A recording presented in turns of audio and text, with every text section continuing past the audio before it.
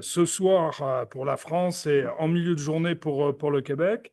Donc, je suis Alain Garrigou et en tant que vice-président de l'université et professeur d'ergonomie au département HSE de l'IUT de Bordeaux, eh ben, je vous souhaite un bienvenue pour cet espace de discussion. Donc, nous sommes, je dirais, il y a au moins 232 personnes de connectés et dans un certain nombre de départements HSE de France et de Navarre, il y a des amphis connectés avec l'ensemble des étudiants, puisque l'objectif de ce webinaire est d'abord de chercher à sensibiliser les jeunes qui se prédestinent au métier de sapeur-pompier, aux risques liés à ce métier.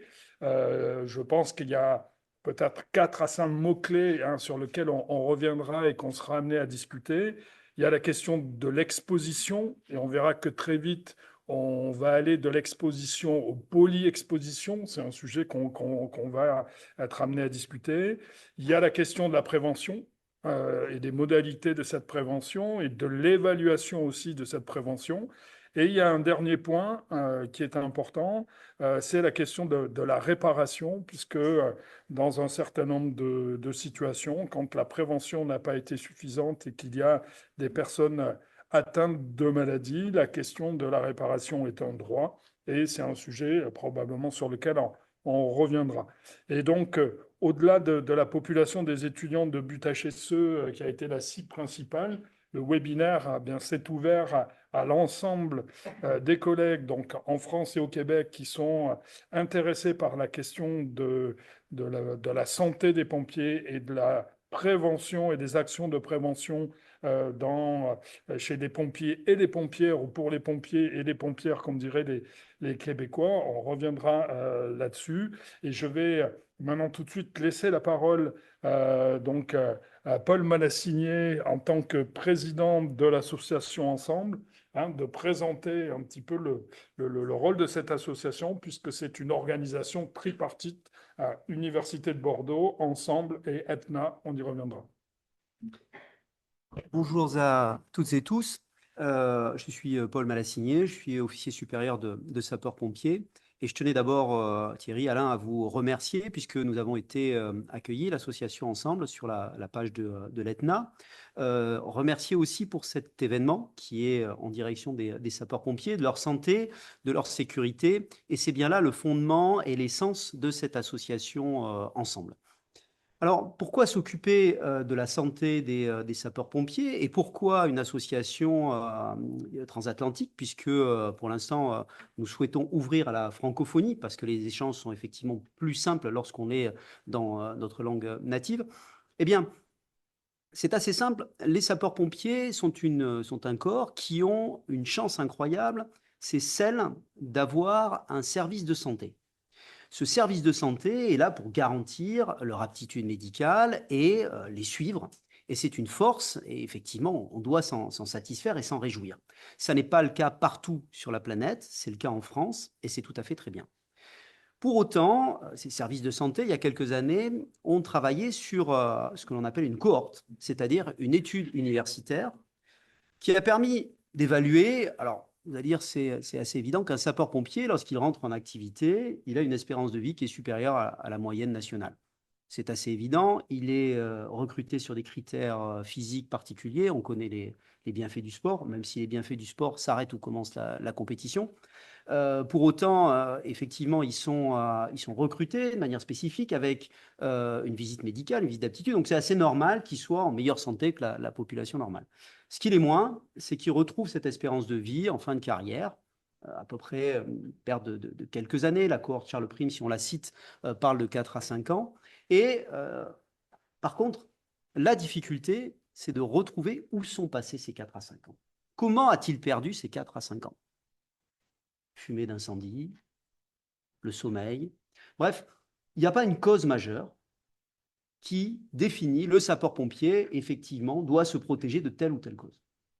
Pour l'heure, la science n'a pas réussi à définir ce qui était cette problématique. Mon sentiment, celui d'autres vous diront ce sont les fumées, mon sentiment c'est plutôt celui d'Alain, c'est une question de polyexposition, mais le temps était venu de mettre un peu de science et de confier la santé des sapeurs-pompiers aux scientifiques pour faire des thèses, évaluer quelles étaient les difficultés afin de mieux connaître cette profession et de mieux protéger ses acteurs. Alors, pourquoi protéger le sauveteur? Eh bien, c'est assez simple. Un sapeur-pompier est recruté pour réagir dans l'immédiateté. Il est criblé sur ses capacités à réagir dans l'immédiateté. Il est formé pour réagir dans l'immédiateté.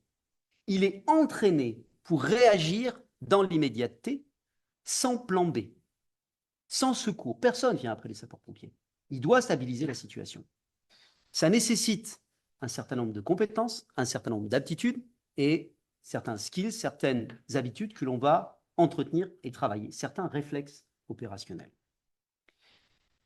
Et lorsque vous avez une force particulière, qui est celle-là pour les sapeurs-pompiers, répondre à l'immédiateté, vous avez aussi toujours une faiblesse qui l'accompagne.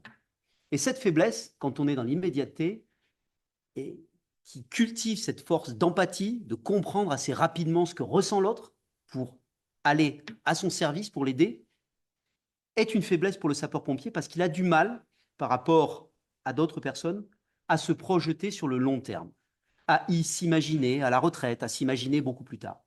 Et donc, il a des difficultés par rapport à la population classique à respecter pour lui-même un certain nombre de principes pour se protéger lui-même. Pour autant, l'école nationale a bien ressenti ça. Et ce que je vous dis là, c'est peut-être l'explication finalement de ce que l'école nationale, l'ENSOSP, connaît depuis des années. Puisque le symbole de l'ENSOSP, c'est une main. Et sur cette main, il y a écrit « Protège-toi de toi-même ».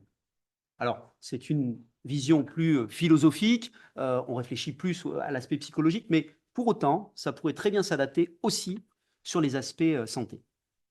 Et donc, ensemble, c'est la réunion de différentes corporations, qu'elles soient québécoises. On a aussi Charline qui est thésarde et qui travaille pour le CNAM. On a l'Université de Bordeaux 2. On a Etna de Bordeaux, pardon. C'est moi qui étais à l'Université de Bordeaux 2, puisque voilà. Nous avons aussi de différents acteurs. J'ai vu aussi probablement Karine, Christophe Rénal, qui est sapeur-pompier du 31. Donc, vous voyez, c'est se regrouper autour du corps médical. Thierry Dulion va intervenir, médecin-chef du 31. Christian Lambeille, qui est aussi médecin-chef, qui est une des figures historiques de la santé de sapeurs-pompiers, médecin-chef de l'ENSOSP, un des derniers acteurs avec le professeur Brochard de la cohorte Charles Prime. Alors, ce sont des choses qui ne vous parlent pas, mais c'est ça aussi l'histoire des sapeurs-pompiers. Et puis ce soir, on va accueillir aussi des sapeurs-pompiers, des grands témoins qui ont souffert dans leur chair et qui vous expliqueront un peu ce parcours, comme l'a expliqué Alain, je n'y reviendrai pas, de la maladie, la reconnaissance, mais aussi en même temps ce qu'ils en retirent et ce retour d'expérience. Et je salue mon collègue et ami, le lieutenant-colonel Lecoeur, qui interviendra tout à l'heure. Voilà ce que je voulais vous dire, voilà ce que c'est ensemble, c'est essayer de définir au niveau scientifique ce qui permettra aux jeunes générations, à vous, collectivement, de mieux vous protéger et d'affirmer et d'asseoir la santé des sapeurs-pompiers, en un mot, s'occuper et prendre soin du sauveteur parce que lui prend soin de nous et donc on doit s'en occuper. Je vous remercie.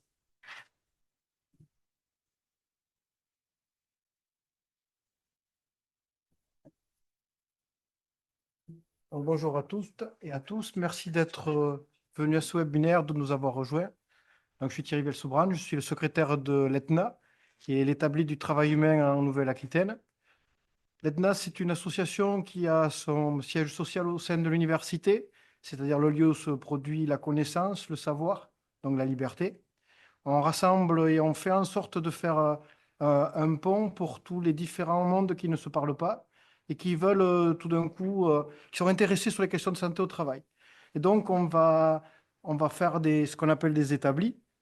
Et ces établis vont permettre de partager. Alors, il y a ce sont des formats de communication. Ça peut être du café-théâtre, du ciné-débat, docu-débat, la soirée, comme ce qu'on est en train de faire ce soir, ce webinaire, avec un principe d'égalité, puisque chacun a la parole et a le droit à la parole. Il y a, dans le cadre de ce soir, on va avoir des personnes compétentes et ces personnes ont une base de connaissances plus importante. Et l'enjeu aujourd'hui, ça va être de transmettre et chacun partira avec des poignées et se forgera des idées en fonction de ce qu'il aura entendu. Ça permet à chacun de grandir et c'est l'enjeu de l'association. Termine normalement nos établis avec un casse-croûte au coin de l'établi. Malheureusement, pour ce soir, il n'y aura pas de casse-croûte. J'en ai désolé. Mais on vous invite à nous rejoindre, à aller sur le site de l'ETNA, etna.org. On a une cotisation très onéreuse parce qu'on a voulu exclure beaucoup de gens, donc on a mis à 15 euros par an. Et puis, voilà. Et donc, tous ceux qui se sentent vraiment concernés par les questions de santé, venez nous rejoindre, venez nous aider, venez participer à nos établis, venez construire et venez donner votre main et votre connaissance pour la transmettre aux autres et vous serez toujours bien accueillis dans le respect des différences des autres. Merci beaucoup. Bonne continuation, bon webinaire. Merci Thierry. Juste un point, une petite précision. C'est vrai que la santé, ça concerne effectivement tout le monde, toute la corporation de sapeurs-pompiers. Et je fais partie de cette génération qui est arrivée chez les sapeurs-pompiers dans l'autre millénaire, il y a beaucoup de jeunes dans la salle. Et en fait, c'est vrai qu'on a vu augmenter, et c'est une très bonne chose, la proportion des femmes chez les sapeurs-pompiers. Pour autant, c'est justement un point où la santé, l'importance du genre en l'occurrence, est fondamentale. Et la recherche doit aussi pouvoir s'orienter parce que pour l'heure, j'ai vu très peu de recherches spécifiques sur des pathologies, je pense en particulier au cancer du sein, même si les hommes peuvent être touchés, qui identifient les femmes par rapport justement à la pratique et à l'activité. Et ce sera intéressant justement de voir ce discriminant dans le cadre des polyexpositions et ça permettra peut-être d'orienter un peu les recherches. Donc, ça veut dire qu'il faut vraiment avoir une recherche très ciblée qui prenne en compte tout le monde si on veut, je pense, évoluer. Et deuxième point, et je te remercie Thierry parce que c'était un point que j'avais oublié dans mon propos. Le deuxième point, c'est simplement un remerciement à Patrice Tassalbareil de la société Idealco. Idealco, c'est la diffusion, c'est une plateforme de diffusion des connaissances et des savoirs pour la fonction publique qui va nous permettre de diffuser ce colloque plus largement à la fonction publique territoriale mais aussi d'État. Et donc, ce colloque est enregistré. Et il permettra à ceux qui le souhaitent ou qui ont validé le fait d'être enregistrés de pouvoir bien être diffusés à l'ensemble de la fonction publique dans les jours qui viennent, puisque naturellement, l'heure se prêtait pour nos amis québécois et canadiens, elle se prête moins de 18 à 20 heures, ce n'est pas les horaires de bureau, vous l'aurez compris. Voilà. Ceux qui n'ont pas donné leur accord sur l'enregistrement, il va y avoir un montage qui va prendre en compte ces éléments-là. Donc, je reviens rapidement sur le format. Le format, c'est un format de sensibilisation, c'est un format d'échange. Et donc, ce qu'on a cherché dans un premier temps, c'est à partager des histoires de personnes qui ont construit une carrière, une belle carrière dans le milieu des pompiers et qui ont pu, à un moment donné, être victimes je dirais, d'une maladie et ça peut toucher des âges différents. On pourra y revenir. Et donc, le premier temps, ça va être un témoignage qui correspond à une génération de pompiers, à une époque. Et moi, je me rappelle, pour avoir fait l'IUT-HSE, tous les copains qui ont fini pompiers, ils disaient, hein, si on va au feu et qu'on ne revient pas avec de la suie sur le visage, c'est qu'on n'a pas fait le boulot. Et donc, ça veut dire que cette question de la perception des risques, c'est un enjeu important à faire évoluer. Karine y reviendra, on en discutera. Donc le premier temps, c'est un temps de témoignage et puis de discussion autour de ce témoignage. Par la suite, l'idée, c'est de poser des repères sur des éléments de connaissance, de recherche qui sont en cours avec des interventions brèves de 10 minutes chacun ou chacune. Donc il y aura 2 interventions québécoises de 10 minutes chacune et 3 interventions sur la partie française de 10 minutes chacune, et puis après, on pourra discuter. Donc, le prochain intervenant, il me semble que c'est Richard Anotte. Nous allons passer la parole à Richard Anotte et faire 6000 km. Bonjour Richard. Merci Jean-Marie. Bonjour, je vais tenter de vous partager ma présentation. J'espère qu'elle s'affichera. Ouais, c'est bon. Alors, je vois que vous voyez bien ma présentation. Merci pour cette opportunité de pouvoir vous parler depuis le Québec. Dans un premier temps, je tiens à sincèrement remercier l'Association de la francophonie pour la santé des pompiers, ensemble, l'IUT de Bordeaux et puis Etna, de nous offrir ce temps particulier en ce jour, le 4 février, qui est la journée mondiale contre le cancer. Alors, donc, la date a été bien choisie. Je ne sais pas si c'est de circonstance ou c'est tout simplement par un simple hasard, mais bon, voilà. Alors, rappelons-nous que le 4 février cherche à éduquer la population mondiale contre les cancers. D'autre part, je tiens à remercier le lieutenant-colonel Lecoeur pour son témoignage très éloquent et qui nous rappelle manifestement les risques associés au métier, que ces cancers soient reconnus, liés à sa profession de pompier ou pas. N'empêche, je crois, et c'est à l'issue de ma conférence, c'est aussi le sujet, la reconnaissance des cancers comme maladie professionnelle. Alors, qu'elle soit reconnue, pas reconnue, l'idée, le concept derrière, c'est de ne jamais développer de cancer. Pour vous permettre, dans le vif du sujet, compte tenu du fait que je vais tenter de respecter le temps de 10 minutes, faire un peu une ligne du temps par rapport à moi et fait l'éducation relative à la réduction des risques de cancer. Ma carrière de pompier, je l'ai débutée en 1985. Alors, jeune sapeur-pompier volontaire cette année-là, 19 ans. Forcément, peu de formation, prise de conscience de plus en plus de la nature du travail, formation en cours d'expérience, et puis, acquisition de connaissances supplémentaires. N'empêche, une dizaine d'années plus tard, je m'intéresse particulièrement au métier de pompier et je veux nécessairement donner au suivant.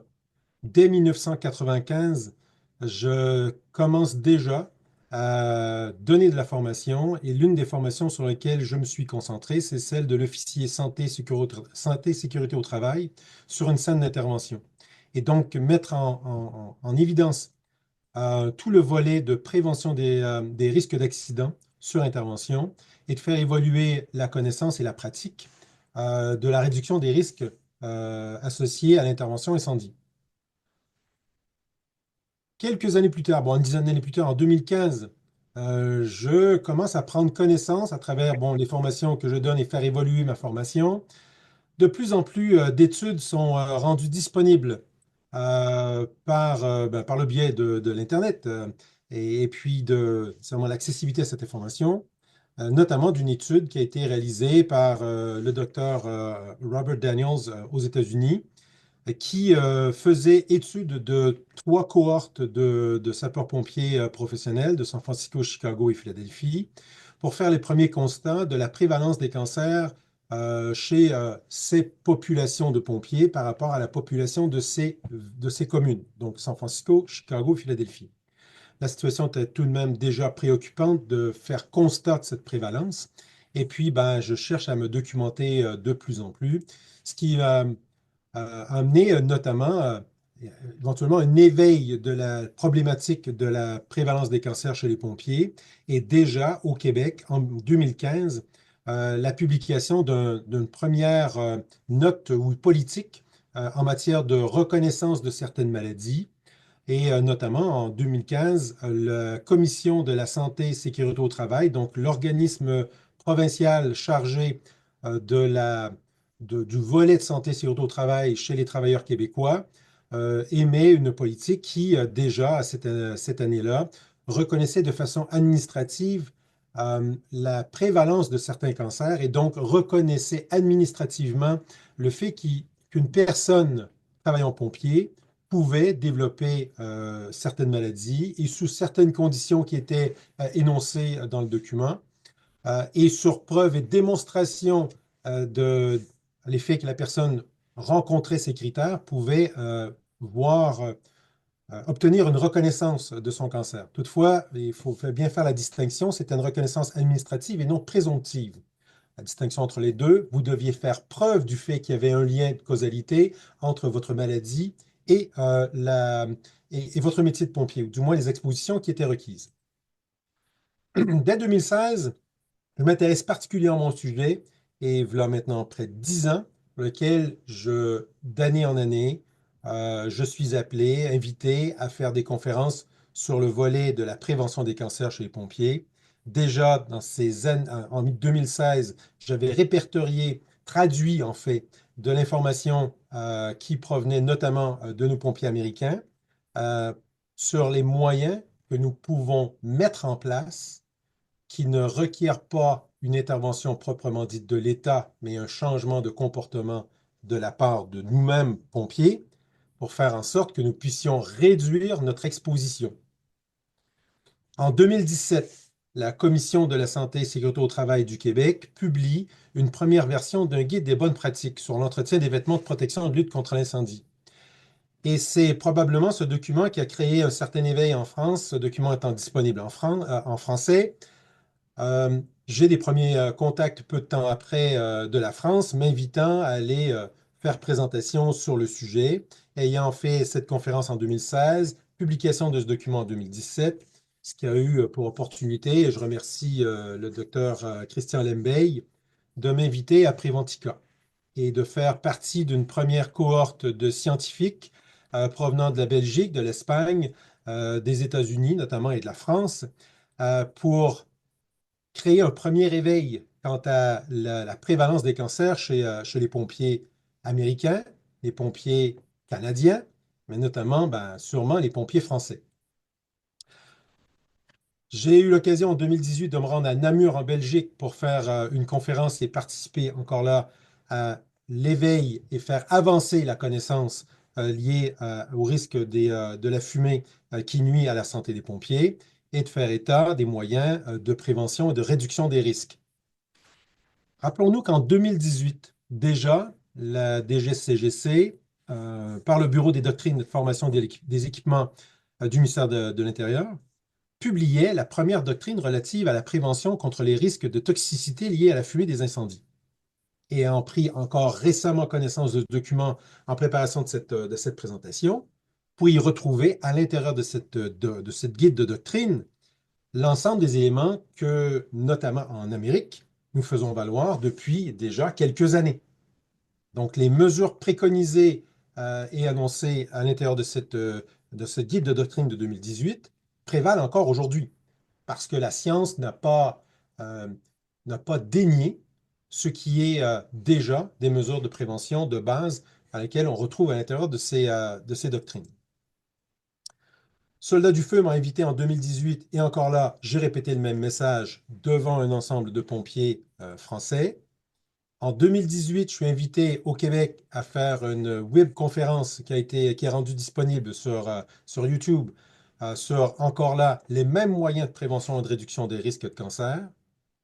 J'ai contribué à Idealco en 2019 à nouveau à faire une présentation sur la réduction de l'exposition aux contaminants par des moyens simples, encore les mêmes moyens que l'on connaît aujourd'hui. En 2019, je suis invité par le SDIS 76 à faire même présentation sur l'exposition aux fumées et les impacts sur la santé. Alors qu'en 2021, au Québec, la loi et ses règlements, la loi sur les maladies professionnelles, les accidents du travail et maladies professionnelles, ont publié dans leur règlement l'introduction, en fait, de la reconnaissance présomptive de 7 maladies oncologiques qui aujourd'hui fait en sorte, par rapport à la distinction de la reconnaissance administrative, fait en sorte que lorsque une personne est en mesure de démontrer qu'il est sapeur-pompier, qu'il soit volontaire ou professionnel, selon les conditions qui sont énoncées dans la loi, dans le règlement, voit sa maladie, son cancer reconnu. Quels sont les avantages d'une reconnaissance professionnelle? En fait, le lieutenant-colonel Lecoeur l'a fait mention. C'est tout le soutien qui entoure le fait que l'on combat une maladie, les pertes financières qui sont associées, les besoins d'assistance et de soutien qui sont nécessaires, le fait d'avoir une reconnaissance professionnelle au Québec, la loi prévoit qu'il y aura un soutien de réparation auprès du pompier cancéreux pour pouvoir lui permettre, à tout le moins, de pouvoir passer un peu plus aisément au travers les dures étapes du combat d'un cancer. En 2022, je suis invité en Commission fédérale sur la santé pour accentuer l'effort à amener le gouvernement canadien à reconnaître la prévalence des cancers chez les pompiers, pour voir éventuellement à ce que le gouvernement canadien adopte le projet de loi fixant le cadre national sur la prévention et le traitement des cancers liés à la lutte contre les incendies. Cadre qui a été adopté en juin 2023 et qui offre sur l'ensemble du pays, donc qui a influence sur les 10 provinces, ce cadre-là qui viendra soutenir la recherche, émettre des recommandations sur le dépistage, promouvoir les échanges de renseignements et de connaissances, cibler les besoins professionnels en matière de santé, de promouvoir la recherche et améliorer les collectes de données et assurer une veille internationale sur les normes et les pratiques de prévention. Ceci pourrait nous amener à avoir un meilleur état de conscience et de connaissance et qui sera en mesure de mieux nous aider à faire face à cette réalité qui est encore aujourd'hui sans cesse en croissance. Je lisais un texte il y a à peine 2 jours du président de l'Association des sapeurs-pompiers de l'Ontario qui révèle que dans les décès déclarés chez les pompiers en Ontario au cours des dernières années, 85% des personnes qui sont décédées d'une maladie de nature oncologique, donc d'un cancer. En 2023, j'ai eu encore à nouveau l'opportunité de me rendre en France et notamment au congrès de la Fédération nationale des sapeurs-pompiers à Toulouse pour me joindre à une équipe française et notamment en présence de Charline Poncato, en présence du docteur Thierry Dulion du SDIS 31 pour à nouveau parler de la prévalence des cancers chez les sapeurs-pompiers et encore là, des moyens préconisés pour en réduire le risque et les bonnes pratiques qui sont en vigueur au Canada. Certes, voici le nombre de maladies oncologiques ou maladies professionnelles reconnues chez les pompiers dans les différentes provinces canadiennes. D'une province à une autre, le nombre varie parce que la reconnaissance des maladies professionnelles est d'ordre provincial. Et oui, le Québec fait peut-être bon dernier dans le nombre.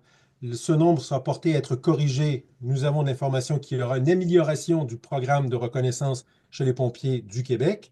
Néanmoins, même si le nombre qui apparaît peut être intéressant de voir que dans certains cas, certaines provinces puissent reconnaître professionnellement 21, 22 cancers ou maladies chez les sapeurs-pompiers, à toute fin pratique, qui veut être malade?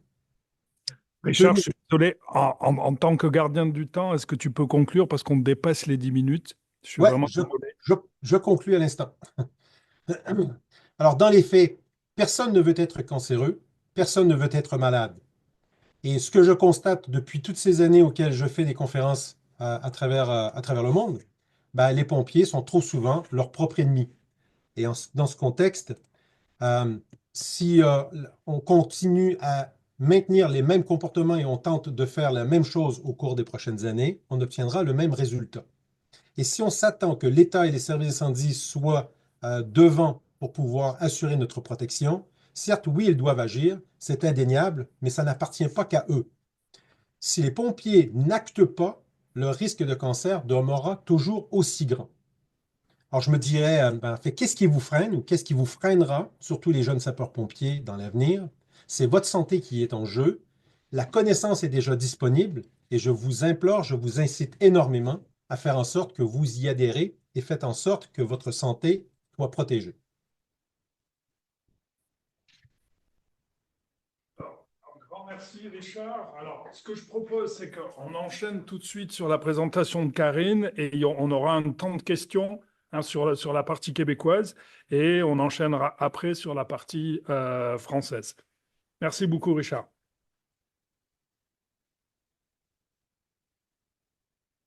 Karine, tu peux... Bonjour à tous. Je crois qu'on voit déjà mon écran. Je le vois en fond dans les pièces. Donc, normalement, ça devrait être projeté à tous.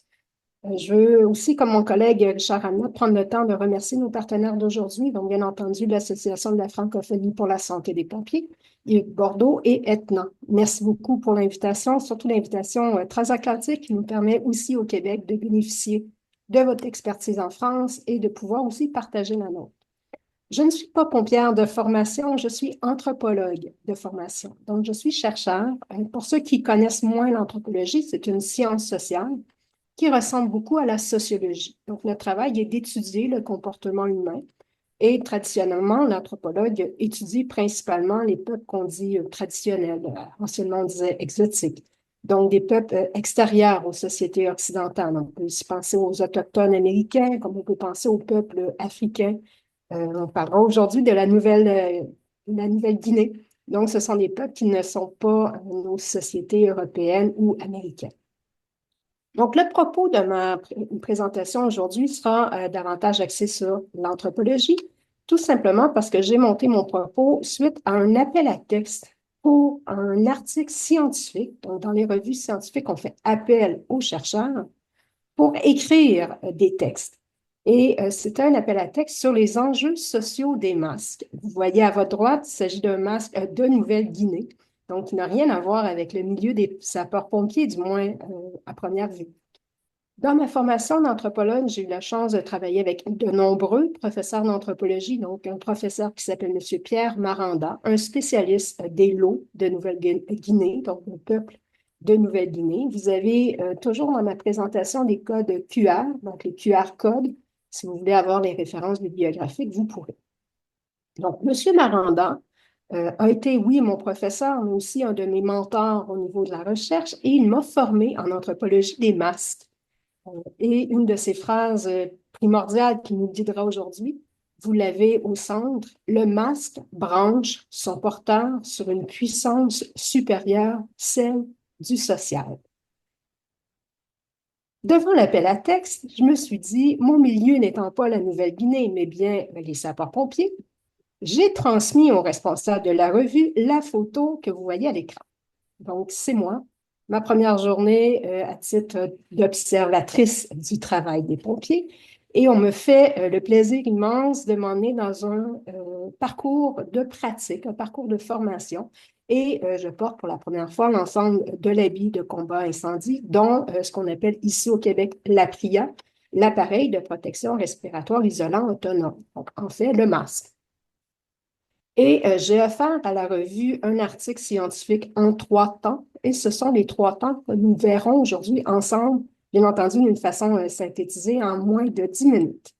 Donc, premièrement, et je ferai ici écho aux propos de M. Amnott et aux propos de M. Lecoeur, effectivement, l'APRIA a été longtemps vu comme étant un appareil encombrant et par conséquent très peu porté. Donc, nous y reviendrons d'une façon scientifique. Et par la suite, je veux vous montrer rapidement aussi certains parcours qui ont été faits au Québec comme ailleurs en termes de reconnaissance de la toxicité des fumées, reconnaissance qui a bien entendu augmenté l'usage et le port de l'appareil de protection respiratoire. Et nous reviendrons bien entendu sur les propos de M. Maranda. Donc, me voici en 2012. Donc, M. Lecourt, j'ai l'honneur de vous dire que vous n'êtes en soi pas très vieux. En 2012, il est encore commun et courant, malheureusement, de retirer les appareils respiratoires très tôt. Me voici en 2012 sur le toit d'un édifice à immeuble, donc un immeuble résidentiel, 3 étages, entièrement carbonisé. Donc, un incendie qui a entraîné une perte totale de l'immeuble. Les pompiers sont actuellement en déblai et ils me font l'honneur de vouloir me présenter l'immeuble calciné et cela jusqu'au toit. Donc, aujourd'hui, bien entendu, ce ne serait pas une pratique souhaitable de transporter un chercheur dans un immeuble calciné sans protection respiratoire et encore moins de prendre le temps de présenter toute l'équipe et le travail accompli dans l'immeuble. Donc, c'est pour ça que je mets la date sur la photo. On parle d'une photo prise en 2012 et que par respect pour la capitaine qui se trouve sur la photo, donc l'individu avec le casque rouge, qui aujourd'hui se serait probablement fortement réprimandé pour m'avoir offert la vue du premier bâtiment incendié. Par contre, à l'époque, c'était fréquent. Et pourquoi les pompiers retiraient leur appareil respiratoire? Pour des enjeux que la plupart des pompiers connaissent bien entendu, le poids de l'appareil, donc environ 10 kilos. Et pour nos auditeurs québécois, nous, on est souvent en livres, donc l'équivalent, c'est environ 22 livres pour une bouteille standard de 20 minutes. Bien entendu, la limitation des mouvements, donc de tourner la tête, le fait de pouvoir s'insérer dans des trous, dans des sorties, etc., c'est plus difficile avec le port de l'appareil, et bien entendu, tous les efforts physiques accrus en intervention et en formation. Pourquoi? Tout simplement parce que l'appareil est lourd, n'est pas confortable physiquement et rend difficile la respiration. Bien entendu, il y a toujours des recherches scientifiques sur le port de la PRIA. On sait scientifiquement que l'appareil augmente le rythme cardiaque, augmente à son tour le rythme respiratoire et crée en fait une fatigue accrue lors des interventions. Fatigue accrue, mais qui est bonne et souhaitable pour la protection respiratoire, on s'entend ici. Donc, ceux qui veulent être documentés davantage sur les limitations que produisent le port de l'appareil respiratoire, l'étude de Kessler, qui est un auteur américain, a fait, entre autres, des comparatifs entre le port de l'appareil dans des formations sans fumée versus le même exercice physique sans appareil. Et on voit que les pompiers, bien entendu, réussissent bien mieux physiquement, sans fatigue, un exercice sans port de l'appareil. Donc, il y a un risque associé au port de l'appareil, mais bien entendu, si on ne le porte pas, le risque est encore plus élevé, notamment au niveau de la toxicité des fumées. Donc, au Québec comme ailleurs, et M. Amnott nous l'a bien mentionné, il y avait un coût important à l'achat et aussi à l'entretien des appareils. Donc, pour vous illustrer les contraintes monétaires liées à la diffusion et au port de l'appareil, je vous ai trouvé une étude de 2010 où on a recensé le nombre d'appareils respiratoires, de protection respiratoire en usage aux États-Unis. On s'est rendu compte que 67% des municipalités de moins de 5 000 habitants étaient financièrement incapables de fournir une protection respiratoire adéquate à tous leurs pompiers. Donc, la géographie du Québec, du Canada et des États-Unis fait que le nombre de villes de 5 000 habitants est relativement élevé.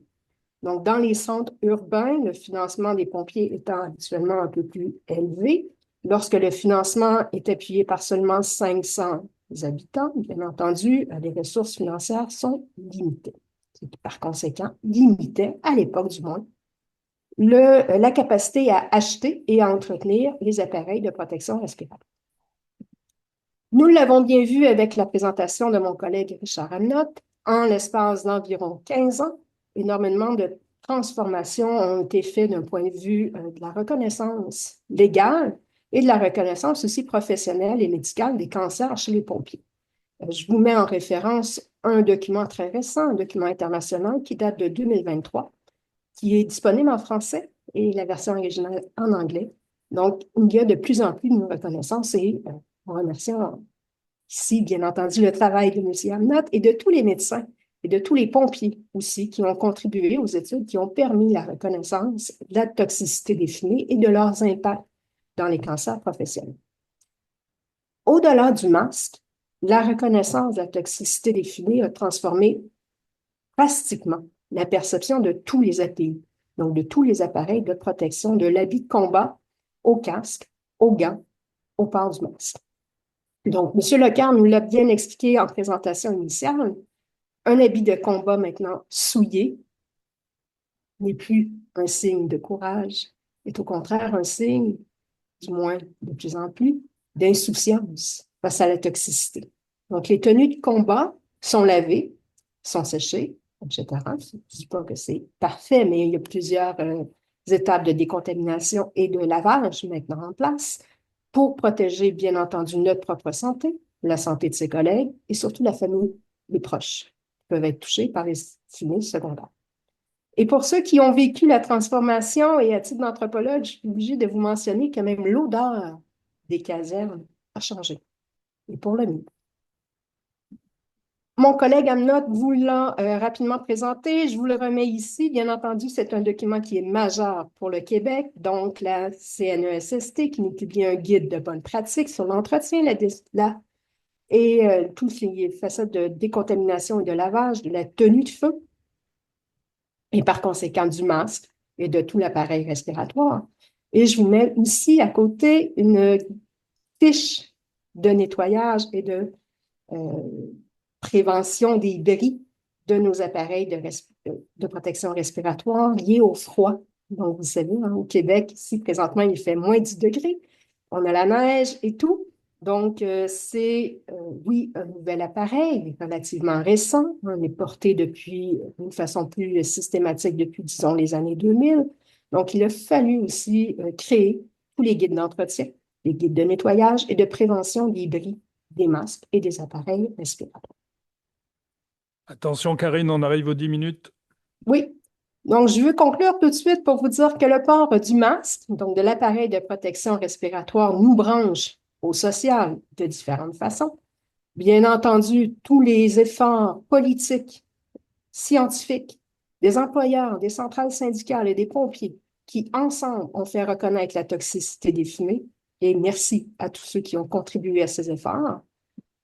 Et deuxièmement, lorsqu'on porte un masque, lorsqu'on porte un appareil respiratoire, il faut avant tout être à l'écoute de ses équipes de travail. Malheureusement, on le dit rarement, mais l'équipe entre et doit ressortir du bâtiment dans les temps. Et le détendeur, qui montre la pression encore disponible dans nos bouteilles d'appareils respiratoires, n'est pas toujours un bon signe. Pourquoi? Parce que la respiration va différer énormément selon l'âge, les conditions physiques, la fatigue opérationnelle, les tâches accomplies, etc. Donc, il faut vraiment porter attention aux membres de notre équipe, à leurs efforts physiques, à leur fatigue et à leurs conditions physiques pour être certain de protéger au mieux leur santé respiratoire. Donc, je vous laisse sur la phrase initiale. Le masque branche son porteur sur une puissance supérieure, celle du social, donc tant au niveau de l'équipe que de niveau macro, au niveau des politiques et de la reconnaissance gouvernementale. Merci. Merci beaucoup, Karine. Alors, on va reprendre les questions. Je t'invite à Paul à répondre du coup à... On a une question de M. Bouvier du CNRACL. Et du coup, je te laisse préciser et expliquer.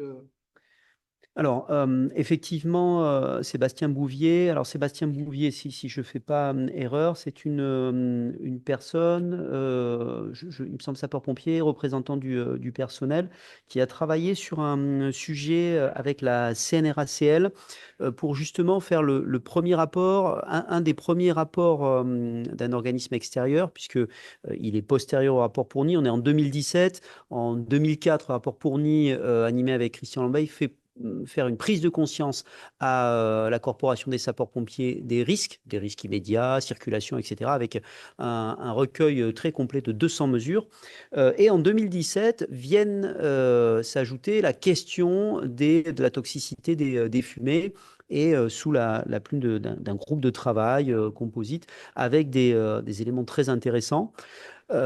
Force est de constater, et Sébastien Bouvier le dit, je pense qu'il a raison, que toutes les mesures préconisées par la CNRACL, notamment concernant le monoxyde de carbone, je peux faire un pari, sans jeter l'opprobre sur qui que ce soit, ne sont pas toutes appliquées dans les SDIS à l'heure actuelle. C'est une évidence, puisque d'ailleurs, toutes les préconisations du rapport Pourny, qui lui date d'il y a 20 ans, de 2004, ne sont pas toutes non plus à cette heure appliquées. Donc effectivement, on doit aller plus loin. Et la raison n'est pas forcément, j'entends effectivement, Karine, la question des matériels de protection, ce qui ne devrait même pas être une question, mais la question peut se poser. On connaît tous les contraintes budgétaires. Pour autant, toutes ces mesures, et certaines ne sont pas appliquées, par mes connaissances, parce que la plupart du temps, elles n'ont pas forcément un coût important. Donc je rejoins effectivement la remarque de M. Bouvier sur ce. Nous n'avons pas le plaisir de nous connaître. Moi, je le connais, lui probablement ne me connaît pas, mais je rejoins sa remarque. Il a effectivement raison. Est-ce qu'il y a des questions suite à l'intervention de Karine Saint-Denis? Oui? C'est pas vraiment spécifique à ce point-là, mais je sais que les sites pas considérés à risque. Mais oui, tout ce qu'on voit, est-ce que vous savez si c'est amené à changer, si c'est des démarches qui sont en cours pour changer ça ou pas? Je sais pas si c'est un peu le Je n'ai pas très bien entendu la question. Alors, je m'imagine que Karine, est-ce que monsieur demande si la profession de sapeur-pompier est reconnue à risque au Québec, ou Richard aussi peut répondre à cette question-là, ou non? Et sinon, est-ce qu'il y a vous sentez des évolutions pour aller dans le sens d'une reconnaissance de ces risques professionnels? Richard Annott étant plus au fait que moi au niveau Ouais, légal, je ben, le laisserai répondre. Oui, Richard. je me permettrai une certaine réponse. Oui, le métier de pompier est en soi présente des risques et la Commission des normes de l'équité et de la santé et sécurité au travail, santé et sécurité au travail. Donc, l'organisme de régulation en matière de santé et sécurité chez nous reconnaît la prévalence, en fait l'existence ou le lien qui est euh, présomptif entre certaines maladies oncologiques et le métier de pompier.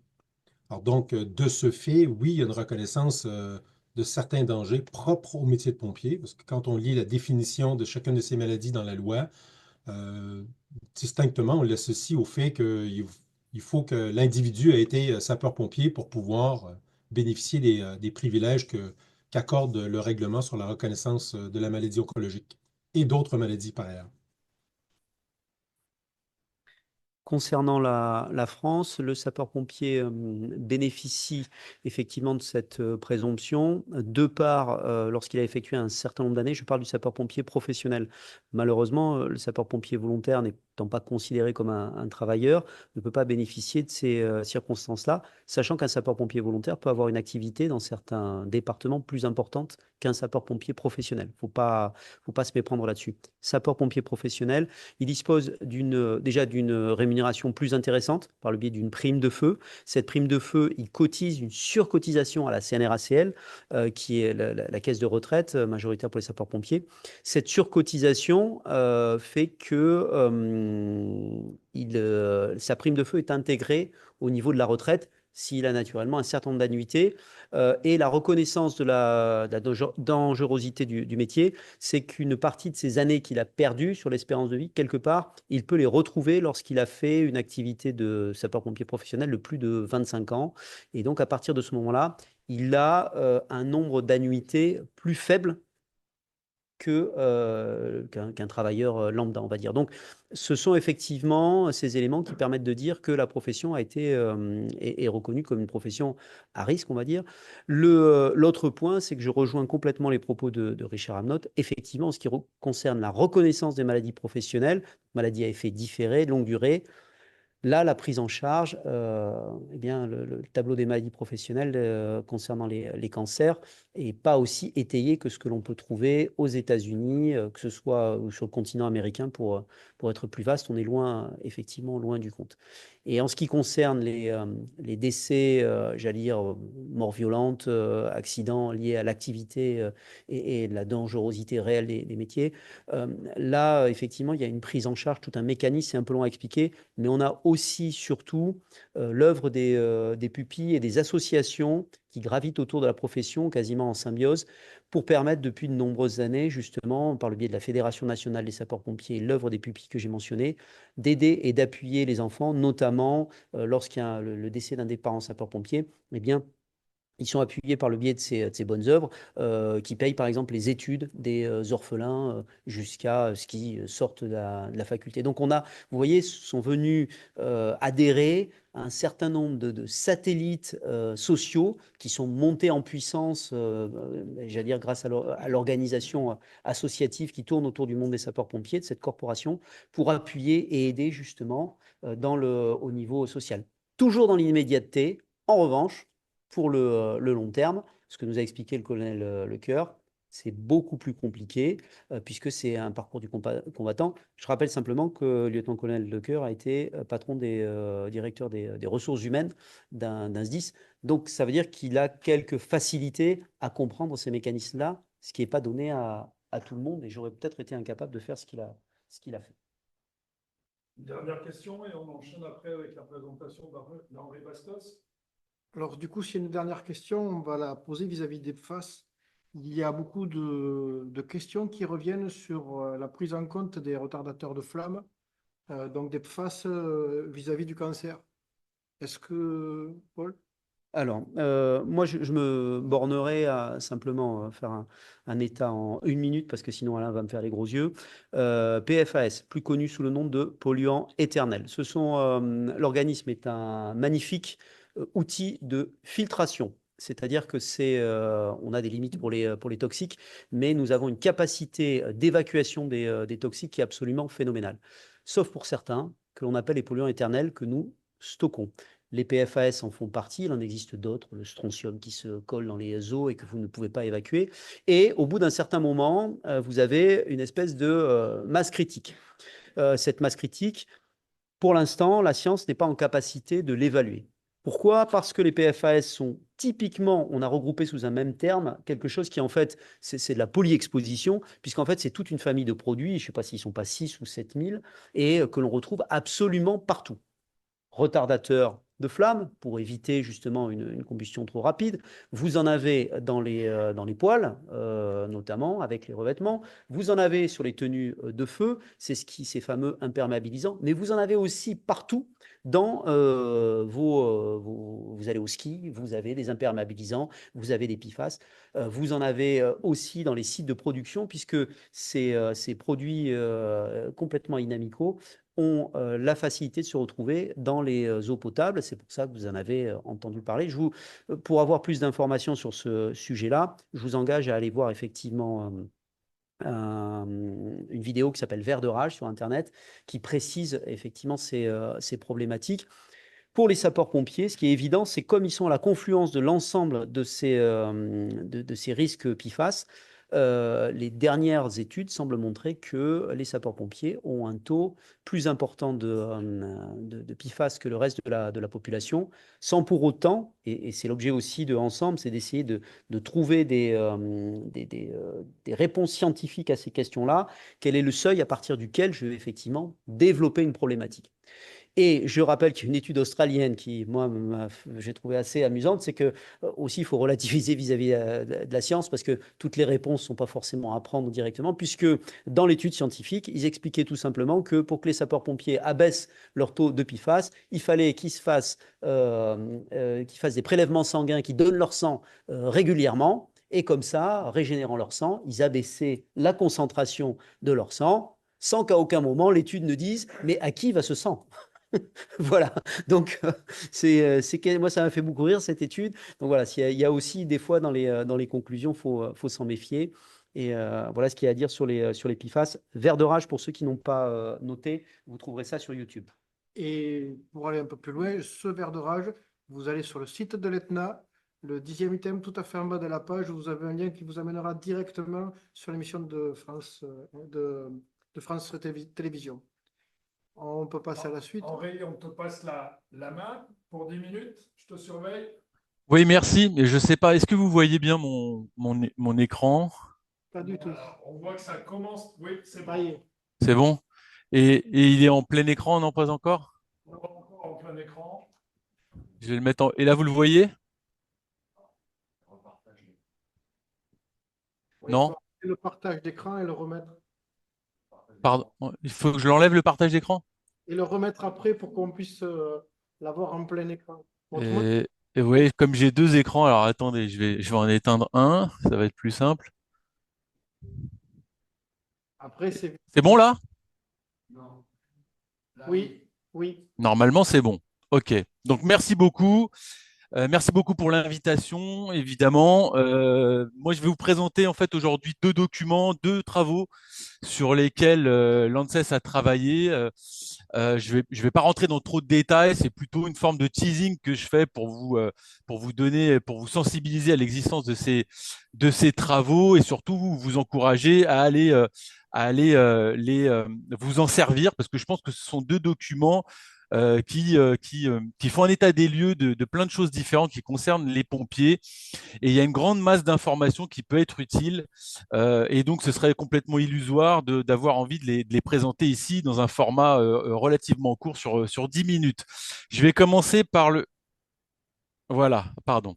Je vais commencer par le premier qui commence à dater un petit peu puisqu'il date de 2019. C'est un rapport qui nous avait été demandé, alors justement suite au groupe de travail qui s'était monté à la CNRACL sur les fumées toxiques qui exposait les pompiers. Et le ministère de la Santé et la DGS-CGC là, nous ont saisis pour réaliser une évaluation des risques sanitaires qui était liée aux expositions professionnelles des sapeurs-pompiers et les autres professionnels qui interviennent sur les sites en vue de proposer donc des recommandations pour une approche préventive globale en considérant les expositions aux fumées, mais aussi les autres expositions professionnelles telles que le stress et les horaires de travail. Ça, c'était la commande initiale. Nous, on avait indiqué déjà au ministère que c'était compliqué de faire une évaluation des risques sanitaires ne serait-ce que qualitative et encore moins quantitative aujourd'hui avec les moyens qui sont les nôtres en termes méthodologiques et de connaissances scientifiques dans une approche de polyexposition. Et donc, ce qu'on leur a proposé, c'est dans un premier temps, de répertorier les rapports institutionnels à la fois en France et à l'international sur la question des risques qui sont liés aux activités des sapeurs-pompiers, c'est-à-dire une revue de la bibliographie, une consultation internationale qu'on avait lancée à l'époque, une consultation des différentes bases de données qui existent sur la santé des sapeurs-pompiers, avec l'exploitation du réseau national de vigilance et de prévention des pathologies professionnelles, et j'y reviendrai après, les rapports statistiques des SDIS, de la CNRACL, et puis différentes auditions. Et ensuite, on a proposé aussi de réaliser une synthèse et une mise en perspective des mesures de prévention qui étaient préconisées dans ces rapports. Et donc, ce que vous voyez en face, c'est la structure finalement de ce rapport, où vous voyez bien, au-delà du contexte qu'on a remis, on avait fait un état des lieux du statut et de l'organisation des sapeurs-pompiers. On avait également un paragraphe concernant la population des sapeurs-pompiers, les activités des sapeurs-pompiers, la santé des sapeurs-pompiers, c'est-à-dire ce que je vous disais tout à l'heure, un état des lieux des différents rapports et données épidémiologiques qui existaient, des données extraites de la base de données du RNV3P, et encore j'y reviendrai à nouveau, un état des lieux des expositions, des voies d'exposition, des populations concernées, des différents contaminants, agents chimiques, physiques, biologiques, facteurs organisationnels, facteurs physiques et contraintes psychosociales. Les effets sanitaires aussi des différentes expositions professionnelles des sapeurs-pompiers, à la fois sur le risque chimique, et depuis 2019 est intervenue une mise à jour de la monographie du Cercle sur les expositions professionnelles des sapeurs-pompiers, qui a mis en évidence un lien avéré entre les expositions des sapeurs-pompiers et la survenue de mésothéliome ou de cancer de la vessie. On était aussi allé sur la question des effets des agents biologiques, des facteurs physiques, enfin bref, tous les effets possibles qu'on avait réussi à identifier au travers de l'état des lieux de la bibliographie qui était existante à l'époque sur cette question. Et bien évidemment, dans une seconde partie, un recueil des recommandations identifiées dans différents rapports institutionnels, et donc le fameux rapport Pourny, mais aussi le recueil des recommandations de prévention qui ont été identifiées au cours de cette étude avec donc les différentes modalités dont je vous ai parlé, c'est-à-dire les auditions et le recueil de recommandations issues de rapports institutionnels, notamment à l'étranger, pour pouvoir être en mesure de proposer un certain nombre de recommandations nous-mêmes et puis de constats et de perspectives. Je voulais simplement aussi vous projeter cette diapo qui montre aussi, et c'est pour ça que j'ai posé tout à l'heure la question à Monsieur Lecoeur, c'est-à-dire que le réseau national de vigilance de prévention des pathologies professionnelles s'appuie sur les différents, comment dire, remontées, si vous voulez, de consultations médicales en fait, qui sont adressées dans ces centres de consultation de pathologie professionnelle et environnementale par des médecins généralistes, par des oncologues, pour aider donc les patients à estimer les chances, notamment, il n'y a pas que ça, hein, mais d'être reconnus en maladie professionnelle, et donc qui les aide à reconstituer notamment leur parcours professionnel pour apporter des éléments de preuve quand ils demandent une reconnaissance en maladie professionnelle, que ce soit devant des commissions de réforme ou devant des comités de reconnaissance, des comités régionaux de reconnaissance de maladies professionnelles. Et donc, vous voyez, il y a assez peu de cas au regard du nombre de cas aujourd'hui qui sont répertoriés dans cette base de données, mais on en a un certain nombre, et finalement, avec une répartition, comme vous le voyez ici, avec notamment des risques psychosociaux, des tumeurs malignes, notamment des des bronches et du cancer du poumon, des plaques pleurales, d'autres affections comme des asthmes ou des affections pulmonaires, et puis bien entendu d'autres types de pathologies. Donc ça, c'est tout à fait aussi intéressant de voir aujourd'hui pour ce qui concerne essentiellement les cas qui ont été vus dans ces centres de consultation de pathologie professionnelle, la répartition des liens. Ça ne veut pas dire que ce sont tous des pathologies qui ont été reconnues, mais des pathologies pour lesquelles il y a un lien avec le travail qui a été déterminé dans le cadre de ces consultations de pathologie professionnelle. La synthèse de l'étude, encore une fois, elle est beaucoup plus complète que ça, mais globalement, effectivement, les sapeurs-pompiers, c'est une profession à risque multiple. Ils sont exposés, ils sont polyexposés, ça c'est indéniable, à des risques chimiques et des fumées d'incendie qui sont des mélanges complexes, vraiment extrêmement complexes, des risques biologiques, des pénibilités physiques, des contraintes organisationnelles, notamment des horaires décalés, du travail de nuit, des réveils brutals, des contraintes psychosociales et notamment aussi des violences qui nous ont été remontées, notamment à l'occasion d'auditions. Tout cela conduit à un certain nombre, en tout cas une sinistralité, des accidents et des pathologies. Et ce qu'on avait préconisé à l'époque, c'était notamment de mieux prendre en compte surtout le risque chimique en particulier, c'est celui qui est le moins connu, mais qui est quand même très, très, très présent, notamment au regard des interventions pour les incendies, et puis surtout de renforcer, c'était ça aussi une des conclusions majeures de notre part, puisqu'il y a un certain nombre de données médicales qui sont remontées assez régulièrement au sein des services médicaux des SDIS, de se coordonner pour essayer de renforcer le suivi épidémiologique et la traçabilité des expositions. Et on avait aussi préconisé d'adapter les organisations de travail.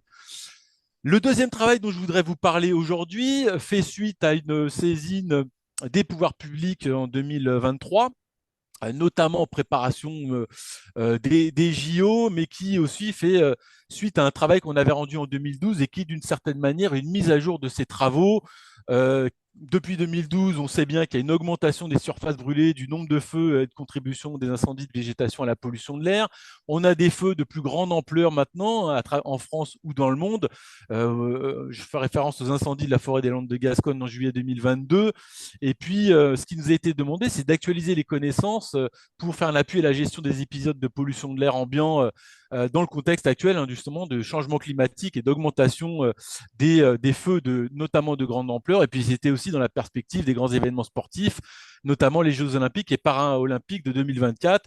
Là, je vous présente finalement la structure du rapport qui est disponible sur notre site internet, comme l'est de toute façon celui que je vous ai présenté tout à l'heure et comme l'est également celui de 2012, mais qui est aujourd'hui mis à jour par ce nouveau rapport qui date de 2024. Ce que je voulais simplement préciser dans un premier temps, c'est que le terme de feu de grande ampleur, il est apparu avec tous ces événements de changement climatique dans la littérature américaine, notamment depuis 2013. Et en France, on considère, ça c'est une instruction de la DGS-CGC de 2021, que les feux de plus de 10 000 hectares qui imposent la défense de nombreux plans sensibles pourraient être considérés à l'échelle du pays comme un méga feu.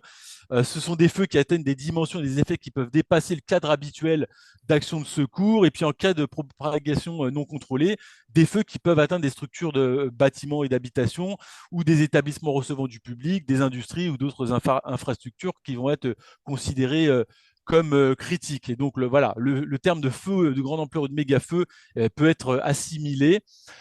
Ce que je voulais vous présenter là aussi, c'est une tendance à la hausse nette de la surface brûlée et du nombre de feux depuis 2016. C'est très net en termes de nombre de feux et surtout de surface brûlée. Et puis des cartes qui vous présentent aussi aujourd'hui le nombre annuel de jours avec des risques élevés d'incendie, avec une référence à 1990 et puis des projections pour 2050. Et on voit bien qu'à l'horizon 2050, ça c'est un rapport du Sénat de 2022 qui le dit, on a dans la région méditerranéenne française une augmentation potentielle de 80% de surface brûlée.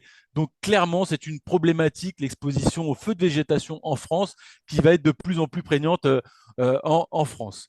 Ce qu'on peut retrouver dans ce rapport, ce sont notamment, alors en termes de méthodologie, quand même, je voulais aussi vous rappeler que globalement, voilà, on a fait comme pour l'autre rapport une actualisation, enfin un état des lieux des consignes en France et à l'international des cas d'incendie de végétation de grande ampleur, donc pour la santé des populations, et y compris les sapeurs-pompiers, hein, c'est-à-dire la population générale, mais aussi les sapeurs-pompiers. Et puis, il nous était demandé de dresser une liste socle des substances et des méthodes de mesurage pour surveiller notamment les panaches de fumée qui sont issus des feux de végétation. Ce qu'on va retrouver, donc, c'est un regroupement des consignes qui sont basées sur ce qu'on a identifié comme consignes en France, sur la base de documentation et de rapports institutionnels français notamment, et puis un peu de revue de la littérature, avec aussi une identification des consignes qui peuvent être similaires à la fois en France et à l'international. Et puis, on a mis en évidence également dans ce rapport les consignes à l'international, que ce soit en Australie, au Canada, aux USA, qui peuvent être non similaires à celles qu'on va retrouver en France, hein, pour voir mettre un peu l'ensemble de ces consignes en perspective. Ça se divise à chaque fois en 3 parties, c'est-à-dire une phase préparation aux incendies, en intérieur, extérieur, au domicile, les actions individuelles, ça c'est plutôt pour la partie population générale, une partie protection, réduction du risque pendant les incendies, puis une partie retour au domicile. Je ne sais pas si... Non, ça ne marche pas. Ah voilà. Donc les consignes pour la population générale, un extrait illustratif de ce que vous pourrez retrouver dans le rapport, hein, c'est un tableau qui se présente de cette façon-là, avec les consignes qu'on met dans ce tableau, les sources bibliographiques, des éventuels compléments apportés par les sources à l'international, et puis les sources à l'international sur lesquelles on s'est basé. Même chose pour les consignes pour les sapeurs-pompiers, avec un regroupement des consignes en France, avec aussi un aperçu sur les équipements de protection individuelle, et puis une partie sur la prévention des risques sanitaires. À nouveau, avant l'intervention, pendant l'intervention et après l'intervention. À nouveau, les consignes à l'international, USA, Canada, Australie, avec toujours ce focus sur les équipements de protection individuelle et les mesures d'atténuation qui sont recommandées pour réduire les expositions. Là, vous avez un extrait illustratif d'un certain nombre de recommandations qu'on fait dans le rapport, en tout cas d'un état des lieux plutôt des consignes qui sont indiquées dans les différents rapports qui ont été exploités, les différentes bibliographies et rapports institutionnels, qui sont sourcés à chaque fois. Donc là, je vous laisse en prendre connaissance rapidement, mais c'est vraiment à titre illustratif. L'idée, c'est vraiment d'aller vous saisir de ces rapports comme des outils de tous les jours pour pouvoir vous référer aux pratiques. Et c'est vraiment un état des lieux extrêmement, je dirais presque exhaustif, hein, des consignes qui sont données dans différents pays, notamment en France, mais aussi à l'international, et qui peuvent encore une fois être tout à fait intéressants d'avoir en tête, et donc d'avoir ces outils de référence dans vos pratiques, notamment de prévention au jour le jour.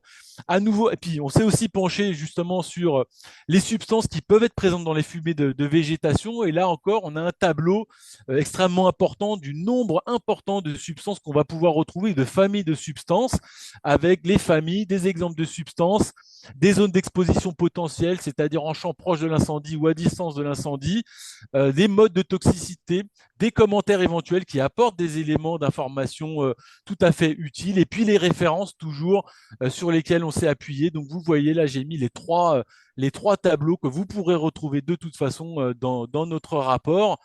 C'est marrant ça, mais j'avais l'impression d'avoir quand même quelque chose encore à dire. Oui, et je vous ai parlé tout à l'heure aussi, notamment d'une partie qu'on va pouvoir retrouver dans ce rapport, que je n'ai pas illustré, mais qui est tout à fait aussi intéressante. C'est-à-dire qu'on nous a demandé de faire un état des lieux des mesurages pour la surveillance des fumées, c'est-à-dire un état des lieux des différentes approches et outils méthodologiques pour effectuer ces mesurages et cette surveillance des fumées. Donc, ce qu'on a fait, c'est qu'on a recensé les différents outils, les différentes approches qu'on peut distinguer selon 2 catégories. La première, c'est une surveillance prévision atmosphérique, c'est-à-dire sur la base de modélisation et de mesure de qualité de l'air ambiant et d'observation satellitaire. Et puis, une autre catégorie qui répertorie, fait un état des lieux des dispositifs de surveillance terrestre et aérien des espaces naturels qui existent, notamment qui s'appuient sur des vigies, des caméras, des patrouilles terrestres ou des moyens d'aérosurveillance, voire des drones. Et puis à la fin, et comme dans chacun de nos rapports finalement, on a toujours une partie de perspective d'amélioration des connaissances, et notamment en fait des recommandations de recherche pour améliorer les connaissances sur des points d'attention ou des points un petit peu aveugles sur des connaissances en particulier, que ce soit des connaissances sur les effets sur la santé, voire même des mesures de prévention ou par exemple sur la question des EPI. Voilà, je voulais. Donc, c'était un petit peu au pas de course, je suis désolé, mais globalement, c'est ce que je voulais vous présenter aujourd'hui, la structure de ces rapports et surtout vous dire de pouvoir vous y référer. Tous nos rapports sont rendus publics sur le site de l'agence. Euh, ils sont disponibles à disposition de tout le monde. Et encore une fois, je pense que ce sont des très très bons outils qui peuvent vous servir au jour le jour dans vos pratiques quotidiennes, puisque encore une fois, ça fait un état des lieux relativement complet de l'ensemble des connaissances qu'on a sur ce sujet, à la fois des expositions, des effets sur la santé, mais également des moyens de protection et de prévention pour ces différents risques identifiés. Je vous remercie à nouveau pour votre invitation et votre écoute et je me tiens à votre disposition. Merci, Henri. Ben, merci beaucoup, Henri. Et puis, désolé de t'avoir mis en apnée là pendant un peu plus de 10 minutes. Mais, en J'espère tous que j'ai les tenu le cas, temps. pour les étudiants qui sont présents et à qui on répète sans arrêt que l'ANSES, c'est un site sur lequel on peut trouver des informations sur les connaissances, les recherches, des mesures de prévention. Moi, je pense que tu en as fait la démonstration. Ce que je propose, c'est qu'on enchaîne directement avec la présentation de Charline et on prendra les questions après. Charline, si tu peux prendre la main. Ouais, je fais ça. Alors,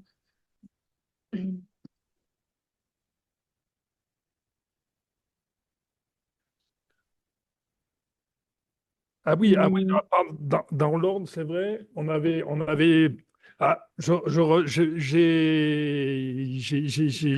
J'ai cafouillé. Dans l'ordre, on avait prévu Thierry du Lion. Et heureusement que Super Thierry Vial-Soubran m'a donné un coup de pied pour me dire, Alain, t'es allé trop vite. Désolé, Charlie. Thierry, tu peux prendre la main? Alors, est-ce que vous m'entendez? Très bien. Alors, je suis désolé parce que je vais faire ça de façon un peu dégradée, parce qu'en fait, je suis depuis mon téléphone mobile, parce que je pense que mon ordinateur est bridé là pour pouvoir me connecter directement à Zoom. Alors, je ne pourrais pas donc vous passer ma présentation, c'est pas très grave, parce qu'en fait, elle n'est pas très iconographique. D'abord, je remercie l'association Edna. Je ne sais pas si le terme association est vraiment le bon terme, mais aussi ensemble et donc les organisateurs de me joindre à vous pour vous parler d'un sujet qui est centré essentiellement sur les niveaux de prévention avec quelques exemples pratiques et puis de ce qu'on peut imaginer de l'avenir, tout en sachant que on est bien loin de ce qui se passe de façon outre-Atlantique. Alors, trois niveaux de prévention qui sont déclinés, en tout cas au niveau français, qui sont déclinés de façon générale en médecine, mais qui sont aussi déclinés en santé au travail. Pour ceux qui ne me connaissent pas, je vais peut-être me présenter en quelques secondes. Donc, je suis médecin sapeur-pompier, médecin-chef du 10-31, mais ce n'est pas à ce titre-là que je parle. Je suis diplômé en médecine du travail et je suis donc membre du conseil scientifique en santé de la Direction générale de la sécurité civile et membre aussi de l'Observatoire national de la santé des agents des SDIS qui a été mis en place récemment, mais je pense que Charline en parlera, je toucherai un tout petit mot à la fin. Donc, trois niveaux de prévention qui ont été déclinés au niveau des SDIS, hein, pour recaler avec ce qui se fait en médecine en général. Alors, avec une grande ambiguïté déjà dès le départ, bien sûr, c'est que quand on dit que la prévention primaire, elle vise à atténuer, voire réduire, voire totalement abolir les dangers, en tout cas les risques liés à l'exposition, ben, la première ambiguïté, c'est que, en fait, je le résume des fois de façon un peu triviale, mais en gros, nos pompiers sont quasiment payés pour se confronter à des dangers et donc à s'exposer à des risques particuliers. Donc, on tombe déjà sur une première difficulté, ce qui fait que, en termes de prévention primaire, on peut être des fois un peu limité, mais en tout cas, sur ce qui se fait sur le terrain, à plein niveau de terrain, eh bien, notamment nos professionnels de santé, on essaie d'éduquer pardon, nos officiers à avoir des mesures de préservation du personnel en limitant les expositions, voire en n'exposant pas le personnel, ce qu'on appelle des fois chez les pompiers faire la part du feu. Donc on imagine que c'est une illustration assez classique, c'est un feu de forêt en pleine nuit où les avions ne vont pas aller lutter contre ce feu. Ben, on évite d'exposer les personnels à pied dans des environnements, excusez-moi, qui peuvent être dangereux, notamment en termes de traumato ou de chute. Donc, premier niveau, c'est la prévention primaire. La prévention secondaire, c'est ce qu'on essaie de mettre en place dans ce qu'on appelle, nous, le soutien santé aux opérations, SSO, qui est un terme maintenant générique, qui fait partie des missions régaliennes des sous-directions santé, ce qu'on appelait avant les services de santé et de secours médicaux. Donc, le SSO, le soutien santé aux opérations, mission, on va dire, régalienne qu'on ne délègue pas à d'autres services et pour lesquels donc, on forme tous nos personnels, qu'ils soient infirmiers, médecins, voire d'autres professionnels de santé ou acteurs de la santé des pompiers, pour être derrière les sapeurs-pompiers qui sont exposés. Et le but là, c'est de récupérer ces personnels-là et d'apprécier, d'évaluer leur état de santé suite à une exposition et de leur donner on appelle ça une remise en condition, ça fait peut-être un petit peu matériel, mais une remise en condition qui pourrait leur permettre de repartir sur un nouveau tour d'aérie, par exemple. Donc là, on est centré essentiellement sur en tout cas sur les missions d'incendie, nous sommes centrés sur des expositions qui sont essentiellement liées aux ambiances thermiques, avec donc l'hyperthermie et on va dire la déshydratation ou le début de déshydratation. Donc nos personnels sont formés pour ça, en prévention donc secondaire, de manière à pouvoir aider, et on les a éduqués avant, un pompier à se déshabiller, en tout cas de quitter la tenue, puisqu'on connaît, mais on n'a peut-être pas le temps de l'exposer ici, on connaît les effets de la contrainte du port de nos pays vestimentaires sur la thermorégulation du pompier. Donc, de façon quasi systématique, tous nos pompiers sortent en hyperthermie, pas forcément majeure, mais en tout cas qui débute, et tout en sachant qu'on a du mal à trouver ou à du moins à évaluer une température centrale, ben on essaie d'éviter de réexposer des pompiers dans notre tour de lutte contre l'incendie qui vont aggraver cette hyperthermie. Et puis la déshydratation, en tout cas débutante, et donc les inciter à boire, alors boire des liquides qui vont bien. Bon, là aussi, on n'a pas le temps de s'exposer, de tout exposer, mais ce sont là aussi des préconisations qui sont faites pour limiter les effets de cette exposition-là. Et en troisième niveau, eh bien, c'est quand malheureusement on va dire le mal est fait, et donc c'est aussi le sujet de ce qu'on peut, de ce qu'on peut évaluer dans le but de cette soirée, et notamment les cancers, mais pas que, on aura peut-être l'occasion d'en parler.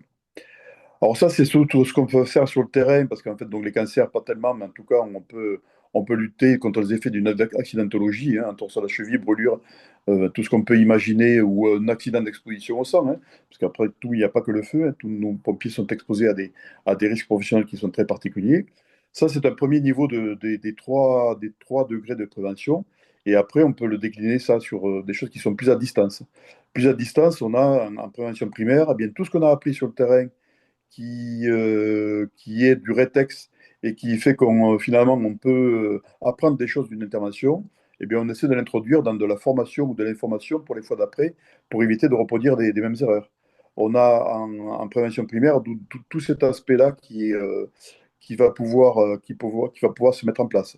En prévention primaire aussi, vous le trouverez, là je rejoins tout ce qu'a dit l'orateur précédent, sur lequel les travaux sont primordiaux, à la fois CNRACL, mais aussi donc l'ANSES, c'est toutes les mesures de préconisation qui concernent la construction des bâtiments et qui essaient de mettre en place des marches en avant qui limitent donc tout ce qu'on peut ramener d'une intervention en termes chimiques, mais aussi biologiques ou autres facteurs de risque, le faire entrer dans une caserne avec des SAS ou une mise en place d'une marche en avant. Tout ça, c'est de prévention primaire plus à distance.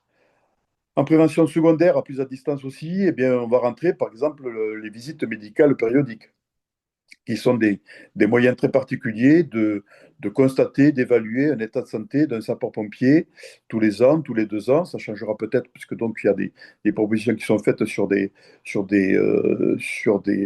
aménagements de l'arrêté du CIV 2000, qui pour le moment vaut toujours pour l'organisation de la médecine, on va dire, d'aptitude et de médecine professionnelle pour les pompiers professionnels.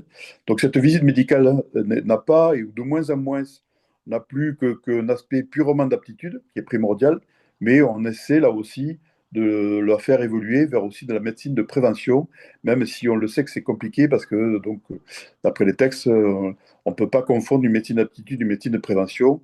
Mais là, je pense qu'il y a un creux, enfin, il y a un chantier plutôt à creuser qui nous permettrait d'aller un petit peu plus loin dans la prévention des maladies professionnelles chez les sapeurs-pompiers. Alors, professionnels pour les pros, mais aussi pour les volontaires, parce qu'après tout, il faut mélanger un petit peu les mêmes choses. Donc ces VMA, ces visites médicales d'aptitude, ces visites périodiques sont essentielles pour faire du repérage. Alors jusqu'où doit aller jusqu'où doit être le repérage, jusqu'où doit aller le dépistage d'un cancer. Là, vous le savez peut-être, les dernières lois de la santé au travail permettent les ouvertures d'une cloison qui était jusqu'alors parfaitement étanche entre la santé publique, ou on va dire la médecine générale, et la santé au travail, avec des accès éventuellement sur un dossier ou sur l'autre, avec l'accord évidemment du pompier concerné. Mais on peut imaginer que le médecin de sapeur-pompier participe à du dépistage de maladies particulières, qu'elles soient d'origine professionnelle ou qu'ils ne soient pas encore déclarées, de manière à ce qu'on puisse aboutir à avoir aussi des actions de prévention les plus efficaces possibles. Voilà, quand on fait des ébats en pompier, on est le bon endroit pour aller regarder si un mélanome est en train d'apparaître, par exemple, ce qui n'est pas forcément toujours le cas en médecine, on va dire, générale, où il faut aller un petit peu plus vite et où les examens sont un petit peu différents. Voilà, le but étant peut-être de proposer ce que ces visites médicales périodiques deviennent des actes, de vrais actes de prévention. En prévention tertiaire, eh bien, ça a été évoqué. Prévention tertiaire, donc on est sur des maladies déjà déclarées. Donc si on pose la question, je suis vraiment désolé de ne pas avoir pu me connecter avant et donc d'avoir loupé un certain nombre de notions que vous avez peut-être déjà décrites, mais c'est notamment la question de la reconnaissance des cancers professionnels chez les sapeurs-pompiers, ou en tout cas en maladie professionnelle. C'est un combat actuel qui est mené, alors qui a été alimenté par le rapport du CIRC de 2023 dont vous avez déjà parlé, mais aussi par, vous le savez peut-être, par une mission sénatoriale qui a eu lieu en 2024, au printemps 2024, qui a abouti à l'édiction de 10 recommandations pour essayer de, là aussi, avoir une poussée, on va dire, politico-sociale, au sens très noble du terme, sur le fait qu'on puisse reconnaître un certain nombre de cancers, et notamment ceux qui ont été décrits et dictés, donc pour lequel le lien a été suffisamment fort décrit par le cirque. Ça a été cité tout à l'heure, donc le mésothéliome et le cancer de la vessie, mais aussi donc la prostate, le testicule, le cancer colorectal, les lymphomes non-hodgkiniens, par exemple, qui font partie de ces cancers dont le lien est on va dire, moins évident, mais sur lequel le doute est quand même permis.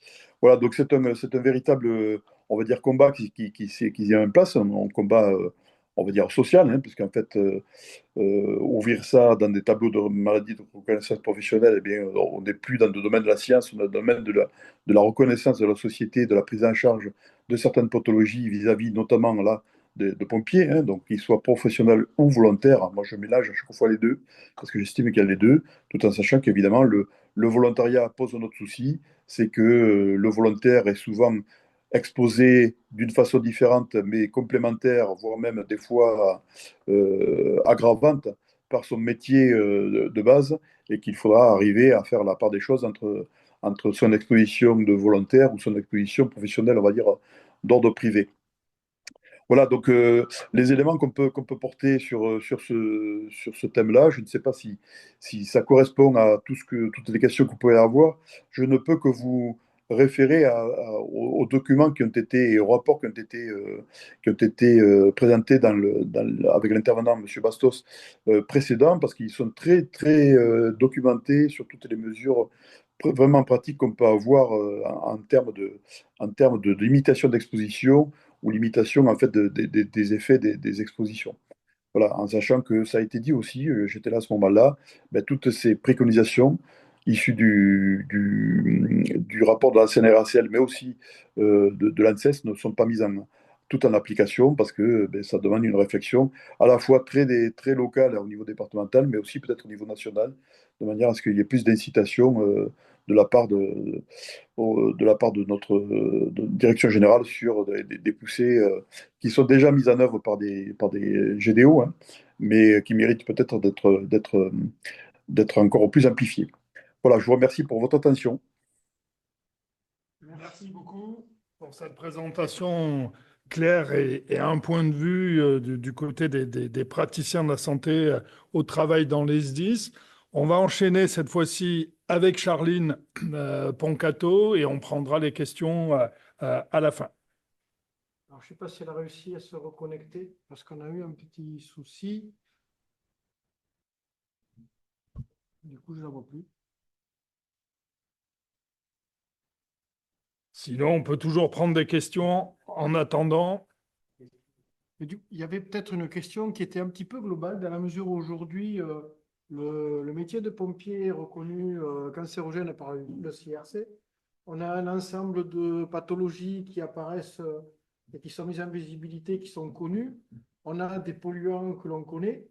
Et donc, du coup, la question, c'est maladie professionnelle, oui, mais dans quel tableau? Est-ce que ça serait parce qu'il serait lié au métier? Et en fin de compte, ça serait quoi la meilleure démarche aujourd'hui? Parce qu'on a des polyexpositions. Est-ce que ça serait pas bien de pouvoir peut-être faire le premier tableau de polyexposition qui permettrait de pouvoir faire rentrer le métier de pompier qui est déjà reconnu et de pouvoir avoir une reconnaissance et que notre société puisse prendre soin et soigner ces personnes qui ont donné leur vie à sauver celle des autres? Alors, moi, je ne suis pas spécialiste de ce type de reconnaissance. Donc, ça me semble difficile de rentrer dans un tableau la notion de polyexposition. Pas impossible, mais difficile en l'état. Je m'explique, c'est qu'il faudrait qu'on puisse avoir déjà une référence à l'ensemble de ce qu'on considère être une polyexposition. Or, il y a effectivement des produits chimiques, des produits toxiques, sur lesquels on pourrait même aller, pour le monoxyde de carbone, jusqu'à mesurer l'exposition. Mais il y a d'autres impactants qui, eux, à mon avis, seront beaucoup plus difficiles à intégrer dans cette polyexposition. Je vais en citer un avec notamment Mark Riddle, qui est un doctorant, double doctorant d'ailleurs, qui travaille sur la chronobiologie. Et Mark Riddle a une vision assez intéressante. Il dit qu'en fait, les personnes qui restent sapeurs-pompiers, puisqu'on a un turnover qui est assez important sur les sapeurs-pompiers volontaires, ceux qui restent sapeurs-pompiers, c'est parce qu'ils ont cette espèce de compétence curieuse d'être réveillés, quelle que soit la phase du sommeil, en pleine nuit, et d'être à peu près opérationnels à 80% de leurs compétences.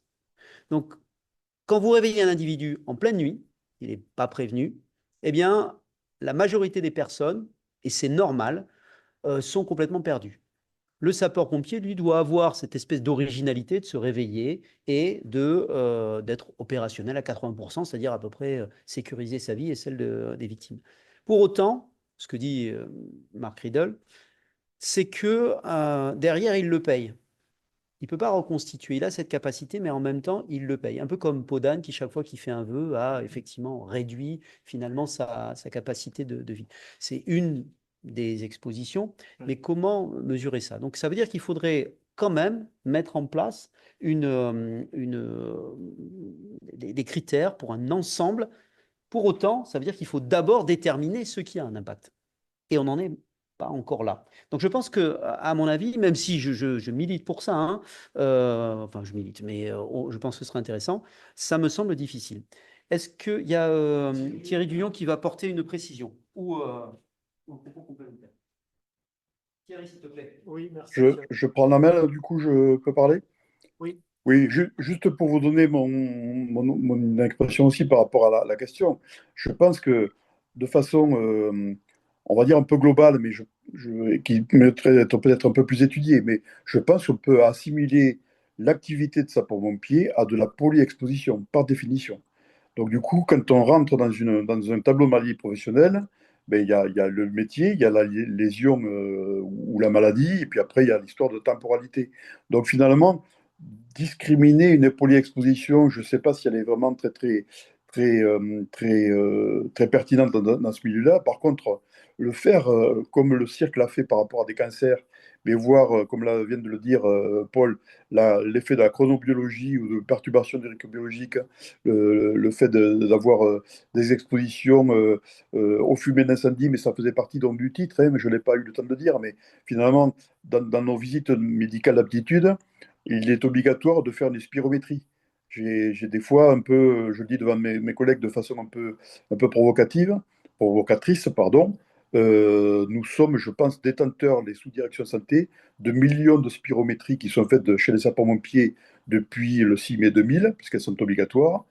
Ben, qu'est-ce qu'on a fait de ça en termes de santé respiratoire des pompiers, en regardant par exemple les pompiers qui sont très régulièrement exposés sur les feux de végétaux, sans quasiment protection respiratoire.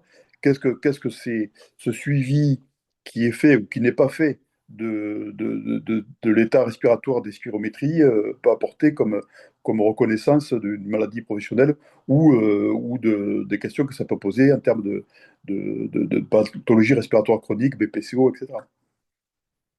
Merci Thierry. Il y a Henri qui voulait préciser, et puis après on passera la parole à Charline Boncato. Oui, merci beaucoup. Alors, je ne sais pas si vous savez, mais l'agence l'ANSES aujourd'hui intervient dans l'élaboration de l'expertise préalable à la création de l'évolution des tableaux de maladies professionnelles.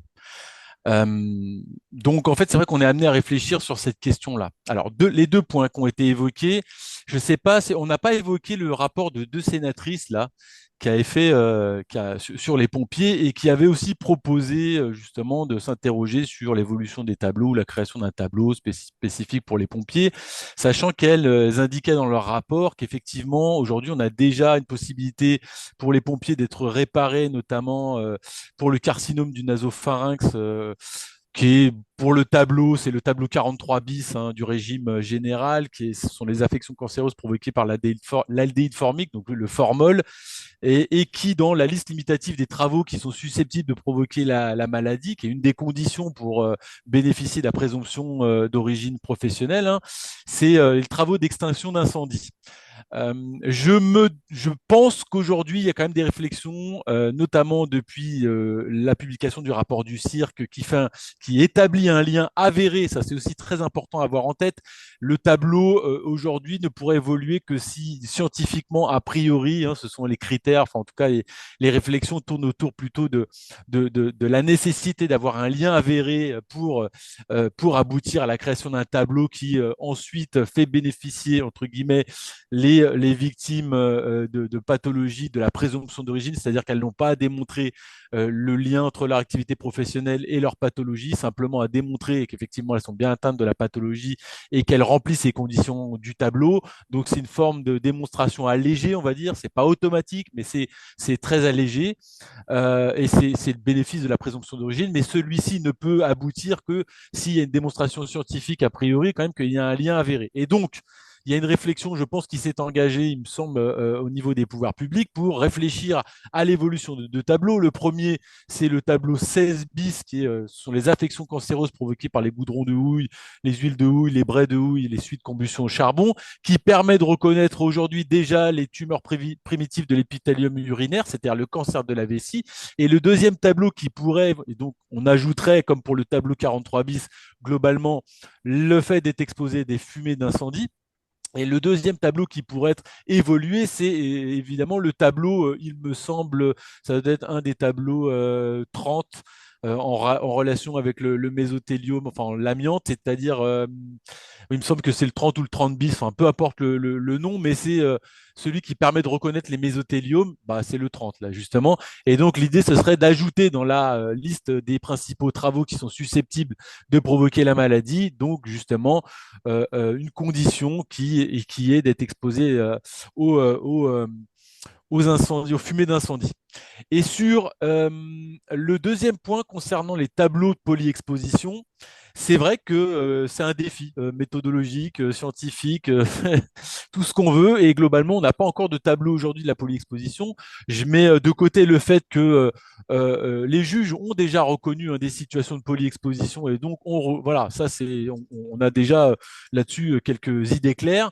Mais un tableau polyexposition, ça n'existe pas. Mais, et je vous annonce pas, enfin, c'est pas un scoop, on a été saisi, nous, sur la question du cancer du sein en lien avec 3 types d'exposition, c'est-à-dire travail de nuit, substances chimiques, puisqu'il existe aujourd'hui des substances chimiques qui vont avoir notamment chez l'animal, hein, des démonstrations de liens entre ces expositions et des tumeurs mammaires constatées chez des modèles animaux.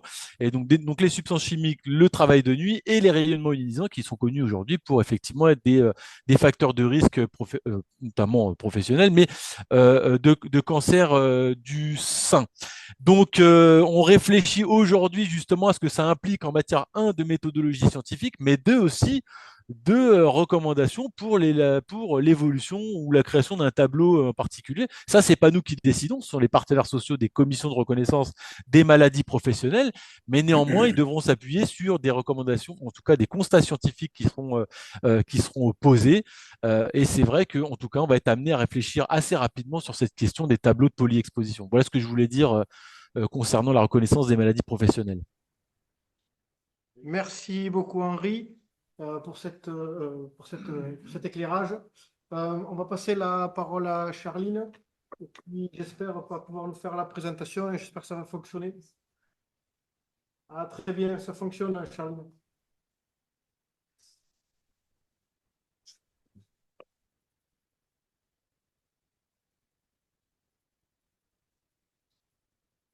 Super. Est-ce que vous voyez bien mon écran? Oui, très bien. Ok. Bonsoir à toutes et à tous. À nouveau, dans la continuité de mes camarades qui ont présenté au préalable, merci pour cette invitation, pour cette occasion pour présenter mon projet de recherche, car dans le temps imparti, je ne vais pas pouvoir aller bien plus loin. Dans la continuité des échanges qu'on a déjà pu avoir, je réalise une thèse qui vise à documenter les effets de moyen et long terme des conditions de travail sur la santé des sapeurs-pompiers.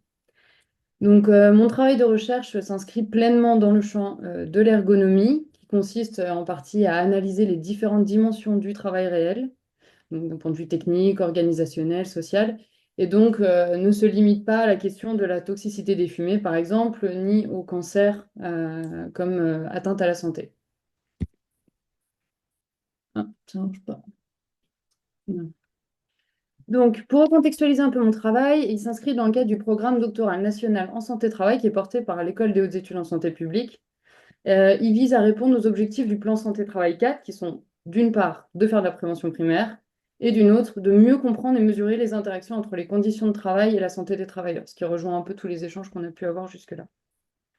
Donc, je suis rattachée pour cela au Centre de recherche sur le travail et le développement, le CRTD du CNAM, et je bénéficie d'un co-encadrement bidisciplinaire en ergonomie et en épidémiologie. Et c'est pour cela avec l'Institut, sous le soutien de l'Institut national d'études démographiques, l'INED. Et par ailleurs, ma thèse s'intègre aux travaux du Centre de recherche sur l'expérience, l'âge et les populations au travail, le GIS-CREAT.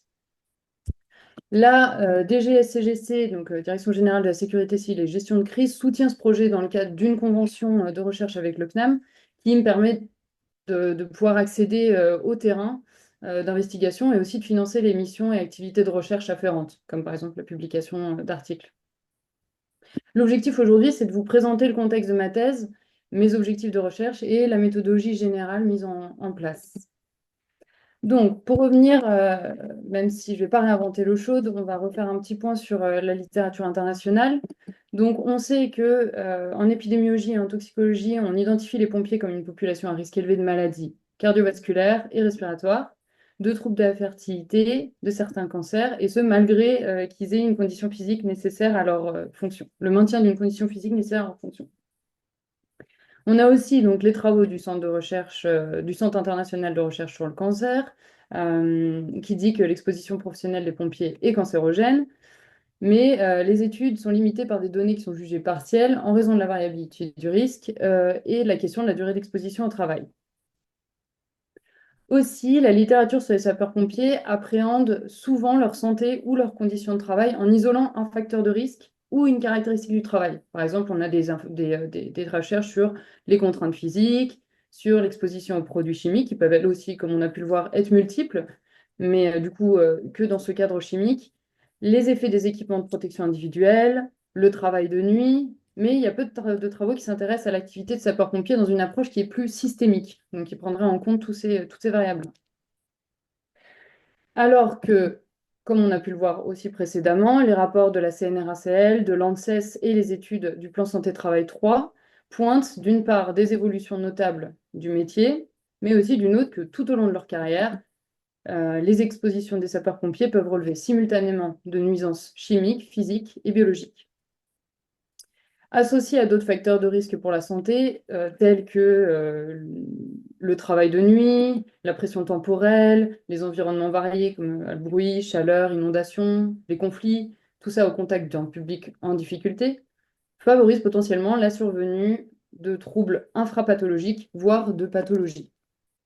Ce qui rejoint un certain nombre d'échanges depuis tout à l'heure. Il y a aussi des recherches en ergonomie qui ont étudié le métier de sapeur-pompier, notamment pour la gestion de crise, la conduite en situation d'urgence ou la gestion du stress. Il y a aussi l'ergotoxicologie qui propose des méthodologies d'évaluation des expositions dans diverses situations professionnelles. Cependant, il n'y a pas justement de lien qui a été fait entre ces études et la préservation ou la construction de la santé tout au long de la carrière des pompiers. Donc, moi, pour documenter les effets de moyen et long terme des conditions de travail des pompiers, je me suis posé plusieurs questions. Si les résultats nord-américains sont que partiellement extrapolables à la situation française, qu'est-ce qui nous enseigne sur les démarches d'investigation et les méthodes qu'on pourrait développer? Ensuite, comment on pourrait rendre compte justement des modalités d'exposition et de contamination, de régulation ou non dans l'activité des pompiers face à ces expositions? Comment on pourrait mieux caractériser la santé des sapeurs-pompiers et ses évolutions dans le temps? Et aussi, quel dispositif local et national serait à construire ou à renforcer?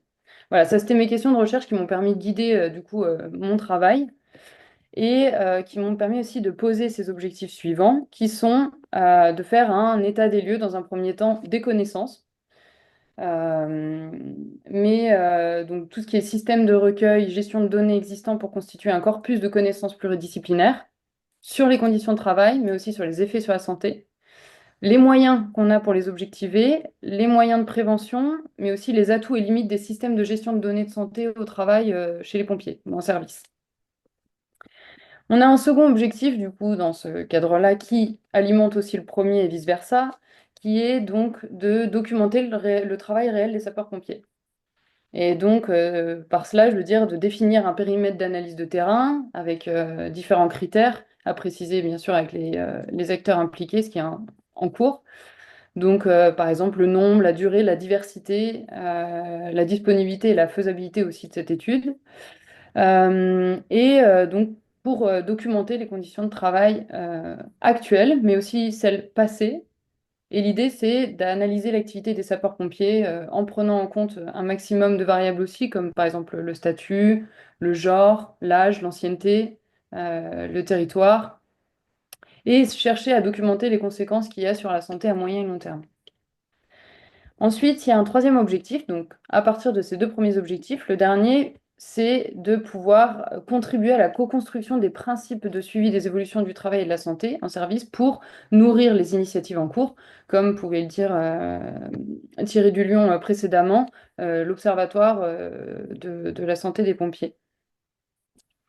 Donc en termes d'attendus scientifiques, l'idée c'est de faire avancer donc, les connaissances sur les effets moyens et long terme des conditions de travail des sapeurs-pompiers sur la santé. Donc je rejoins aussi ce que disait Paul Malassinier préalable sur cette importance aussi de venir avoir une approche plus diachronique de la santé, mieux comprendre en fait sur le moyen et long terme l'impact des conditions de travail sur la santé. Re-questionner aussi les dispositifs et les politiques de santé et de prévention des risques des sapeurs-pompiers, et ça à différents niveaux, hein, que ce soit à l'échelle plus locale, mais aussi à l'échelle départementale ou voire nationale, par exemple par le biais des doctrines ou autres. et pour une meilleure prévention de la santé des sapeurs-pompiers, aussi en prenant en compte l'évolution de leur travail. Donc aujourd'hui, les éléments concernant la santé des sapeurs-pompiers ils sont, comme on a pu le voir, assez épars, mais en même temps grandissants. Donc dans ces conditions, je réalise sur la base d'entretiens de lecture et sur la base d'un questionnaire que j'ai fait circuler auprès de tous les médecins-chefs des SDIS, une cartographie de l'existant, c'est-à-dire les acteurs internes et externes aux sapeurs-pompiers qui produisent des données, et aussi les dispositifs, du coup, par lesquels ces données sont produites, matérielles ou organisationnelles, et quelles sont les données qui sont produites. Donc, ça, c'est la première partie méthodologique qui alimente aussi la deuxième et vice-versa à nouveau. La deuxième, c'est faire les analyses ergonomiques du travail des pompiers en service. Donc là, je prends en caserne ou en intervention. Sur la base d'observation, donc je peux faire d'observation directe auprès des pompiers et d'entretien pour comprendre les situations réelles de travail dans leur diversité et essayer de comprendre les sources de variabilité, les aléas, ainsi que toutes les stratégies, enfin du moins essayer de répertorier un maximum de stratégies individuelles, collectives et organisationnelles qui peuvent être mises en place, et aussi les effets qui peuvent être perçus sur la santé, directement aussi par le biais des entretiens, par exemple. Donc, mon travail porte une attention assez particulière à la co-construction avec les sapeurs-pompiers et aussi leurs représentants, parce que l'idée, c'est quand même essayer de construire des indicateurs qui pourraient permettre de caractériser les conditions de travail et la santé qui vont être retenues in fine, et définir aussi une conduite de projet, de conception, d'animation de l'observatoire qui est en cours, avec les institutions, les acteurs impliqués, aussi comprendre quels sont les moyens loués, éthique, la confidentialité des données, enfin voilà, tout ce que ça implique. Donc voilà, j'ai plusieurs travaux qui sont entamés dans le but de répondre à mes deux premiers objectifs de thèse, mais je pense que pour ce soir, ce ne sera pas l'objet de notre échange. Voilà, je vous remercie de votre écoute malgré l'heure tardive. Merci beaucoup, Charline, pour cette mise en perspective des travaux qui restent à faire. Je vous propose qu'on prenne maintenant des questions. Avec pour nous une butée, c'est qu'on risque de nous couper l'électricité dans un quart d'heure. Donc, euh, si jamais nous disparaissons, c'est qu'on nous a coupé l'électricité. Mais voilà, on va gérer les risques. Est-ce qu'il y a des questions dans la salle? Est-ce qu'il y a des questions dans le chat? Il y a des questions dans le chat. Il y a M. Gégondet qui demande bonjour, quel type d'examens complémentaires sont envisageables vis-à-vis de la prévention de certains cancers? Protocole HAS amiante, scan TDM, cytologie, marqueur des métabolismes urinaires. Ça, c'est pour Thierry.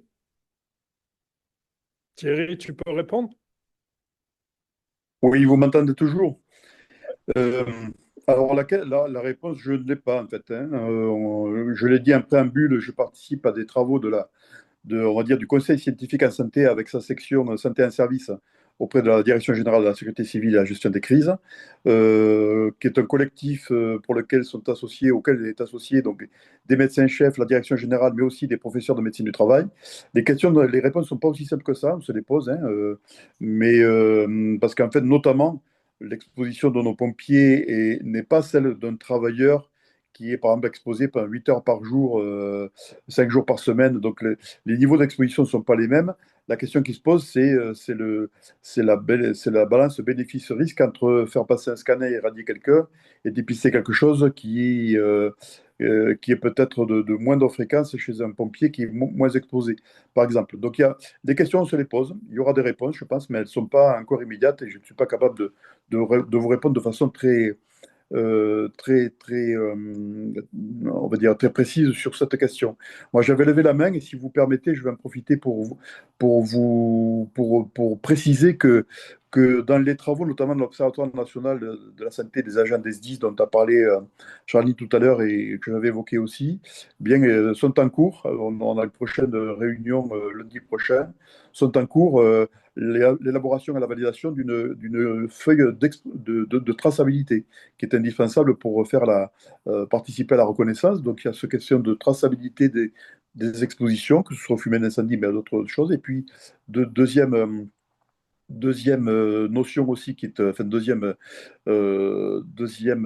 question qui est là aussi posée au niveau de l'Observatoire et qui va aboutir prochainement, c'est la réalisation d'une visite de fin de carrière qui permettrait à tous les pros, en tout cas, mais peut-être aussi des volontaires, de faire le point sur un état de santé, comme ça se fait un peu dans les armées, et de pouvoir remettre les fiches d'exposition, on va dire, de l'exposition complète de la carrière ou de l'activité d'un pompier volontaire.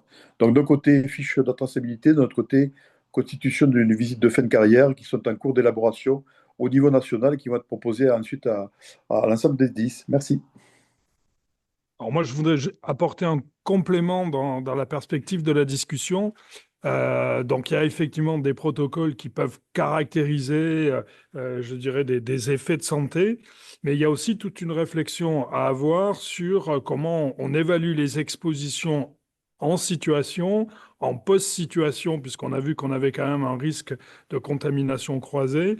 Et là, il y a des techniques qui existent et que probablement dans les mesures qui sont développées dans un certain nombre de SDIS précurseurs, il y aurait aussi à produire ce type de connaissances-là, hein, le fait de gérer sur des circuits différents les vêtements propres, les vêtements sales. Est-ce qu'on est sûr que on diminue fortement les contaminations cutanées, par exemple? Là, il y a un certain nombre de questions de recherche qui pourraient être alimentées et où il y a des outils, en tous les cas, qui existent pour pouvoir faire ça.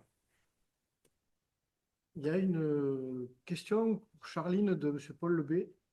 De par les problématiques liées aux situations d'incendie et leur côté aléatoire de survenue, comment méthodologiquement Charline compte s'y prendre pour accéder au réel de ces interventions? Est-ce que c'est la simulation et le récit de ces interventions? Est-ce que c'est une solution? Quelles sont les limites à prendre en compte dans l'analyse des résultats? Charline? Alors, je suis aussi en train de bien analyser la question, mais globalement, si c'est une question vraiment purement méthodologique en tant qu'ergonome, euh, il y aura déjà un enjeu à cibler les situations. En fait, j'ai passé déjà une phase exploratoire, ce que je suis justement en train de traiter et tout, mais il y a globalement, moi, je décalais en fait dans les engins à moindre intervention. En fait, je suivais directement les pompiers. Mais là, l'idée, c'est de cibler des situations et de voir un petit peu, à partir des récits aussi et de ce que disent les pompiers qui feront partie de l'étude, aussi de voir quelles sont ces situations, qui sont les situations qui pourraient le mieux rendre compte des difficultés ou au contraire des ressources de l'activité. Mais pour l'instant, c'est encore en discussion, donc c'est vrai que c'est un peu compliqué de m'avancer, mais d'ici les prochains mois, il y aura plus d'informations sur le sujet. Voilà. Est-ce que ça veut dire qu'il va y avoir un protocole pour essayer d'accéder à ce qu'on pourra appeler une situation d'exposition caractéristique? Alors, pardon, est-ce que vous pouvez répéter la question? Est-ce que ça veut dire que, puisque le feu c'est toujours aléatoire, et donc est-ce qu'il y aura un protocole avant qui va te permettre d'identifier une situation d'exposition caractéristique? Bah, en fait, moi pour le coup, ça va vraiment dépendre en fait des situations. Peut-être que je vais même pas relever. En fait, peut-être que les situations qui ressortiront aussi des premières analyses seront pas forcément focalisées sur les incendies, par exemple. Donc, je suis même pas sûre forcément d'aller dans ce genre de situation. Donc, je ne cible pas cette question-là et ça va dépendre aussi de ce qui ressortira de toute la partie entretien qualitative de mon étude. Effectivement, en sciences, l'évaluation se fait par la répétabilité. Et donc, le fait que quand on fait la même chose, on obtient le même résultat. Et un des points pour cette répétabilité, qui a un ancrage intéressant d'ailleurs pour la recherche, c'est la formation sur les coops ou les caissons d'incendie, donc ces simulateurs. Pourquoi c'est intéressant? Pour deux aspects. Le premier, c'est que les quantités de combustible sont assez similaires à l'intérieur pour limiter les risques. Les modules sont assez similaires et les formateurs ont quasiment tous été formés selon la même méthodologie. Ce qui veut dire que ces coops, que vous soyez en Angleterre, que vous soyez au Collège Revinge en Suède, que vous soyez à peu près partout en France, la méthodologie, les protocoles sont très similaires. Malheureusement, l'incendie, effectivement, étant quelque chose d'aléatoire, les expositions peuvent aussi fortement varier en fonction des conditions météorologiques, en fonction de l'humidité, en fonction de la température. Donc, je ne sais pas si ça pourrait être un point d'ancrage. En tout cas, c'est la solution, la situation d'incendie la plus répétable d'un point de vue scientifique qui nous est donné de voir. Et peut-être que les études, dans un premier temps, permettraient d'aller comment pourrait commencer à ce niveau-là pour être après déployé, extrapolé. Je ne sais pas, hein, c'est une idée comme ça. Alors après, on a peut-être deux questions et puis on va peut-être arrêter là. Donc, on a une question sur la traçabilité. En fin de compte, les critères de traçabilité seront-ils intégrés au logiciel Nexis pour la partie compte rendu d'intervention? Ce qui repose la question de quelle traçabilité, mais de quoi? Qu'est-ce qu'on va tracer? Donc, quels sont les polluants auxquels on a été exposé? Ce qui semble assez compliqué, mais quand même, c'est une vraie question. C'est-à-dire, à partir d'un incendie, quelle traçabilité on va garder de l'exposition du pompier? Et je dirais que c'est la même problématique pour les produits chimiques que pour l'ensemble des travailleurs aujourd'hui. Et ensuite, on a une seconde question qui est liée au temps, aux heures supplémentaires qui sont faites. Et alors, elle a été faite un peu plus haut. On parle de 649 heures supplémentaires qui représenteraient 15 ans d'exposition imposée par le fait qu'il manque des gens et que de toute façon, c'est un temps d'équivalence. Ça veut dire qu'il y a des réponses organisationnelles? Alors, supplémentaire par rapport à quoi le scientifique répond ça? C'est-à-dire qu'une exposition, elle doit être aussi faible que possible. Pourquoi? Parce que les facteurs sont pas tant les heures supplémentaires qu'on va faire, les facteurs et la variabilité est plutôt individuelle. On sait bien que quelle que soit la maladie, quel que soit même un toxique simple, la réponse d'un organisme va être sur une distribution gaussienne et donc très différente d'un individu à un autre. Il y en a qui sont plus résistants à des toxiques comme le monoxyde de carbone ou comme le cyanure. Et d'ailleurs, dans une même phase de sa vie, dans des phases différentes de sa vie, on va avoir une réponse qui va être complètement différente, au même titre qu'un virus ou une bactérie. Il y a des jours où vous êtes fatigué, vous allez attraper un rhume, et puis vous allez être pendant des années sans l'attraper. Donc, ça veut dire que cette variabilité, effectivement, elle est difficile à appréhender. Pour autant, c'est vrai que l'exposition doit être ramenée, que ce soit d'une manière organisationnelle, que ce soit d'une manière technique, que ce soit d'une manière individuelle, parce que Richard Amnott en a parlé aussi, dans notre propre vie, on a un rôle à jouer pour notre propre santé, et tout ça doit être mis en synergie. Mais pour cela, encore faut-il que la recherche se mette en ordre de bataille, qu'on l'appuie pour ça, par le biais de recherches comme celle de la thèse de Charline du CNAM, les travaux d'Alain ou d'autres, hein, l'ANSES aussi qui est un appui important. Je ne sais pas ce qu'on ferait, mon cher Harry, sans l'ANSES. C'est un peu un humour peut-être déplacé en ce moment, mais sache que j'ai beaucoup d'estime pour l'appui que tu nous as fait toutes ces années. Et si on peut effectivement assurer que l'ANSES est un organisme nécessaire, eh bien, je le fais et indépendant. Et c'est pour ça, et c'est là que réside sa force. Et je le fais, et tu as tout mon soutien, ça c'est sûr. Donc pour revenir effectivement à ces questions d'exposition, il y aura un rôle organisationnel puisque la protection, elle est aussi individuelle mais collective. Bon, eh bien, écoutez, voilà, on arrive à la fin du webinaire. On va laisser Alain Garrigou le mot de la fin. Oui, il faut qu'on arrête parce que sinon, on va être, non seulement on n'aura plus d'électricité, mais on va être fermé à l'intérieur. Et donc, il faut qu'on sorte avant 21 heures. Merci à tous les intervenants. Merci Karine, merci Richard, hein, d'avoir pris sur votre temps de déjeuner. Donc, merci bien entendu à Henri, Thierry et Charline. On va faire une synthèse des questions. Il y aura un montage de l'intervention pour ceux qui ont donné leur accord pour le montage. Et ce montage sera disponible à la fois sur les sites d'Idealco et sur les sites de chacune des associations. Et ça pourra circuler de cette manière-là dans la belle province et puis par chez nous. Encore un grand merci pour le temps que vous avez donné. Et puis, eh bien, la parole et les actes sont du côté des jeunes qui s'engagent dans la profession. À vous de faire changer les pratiques et à vous de vous protéger dans les meilleures conditions possibles.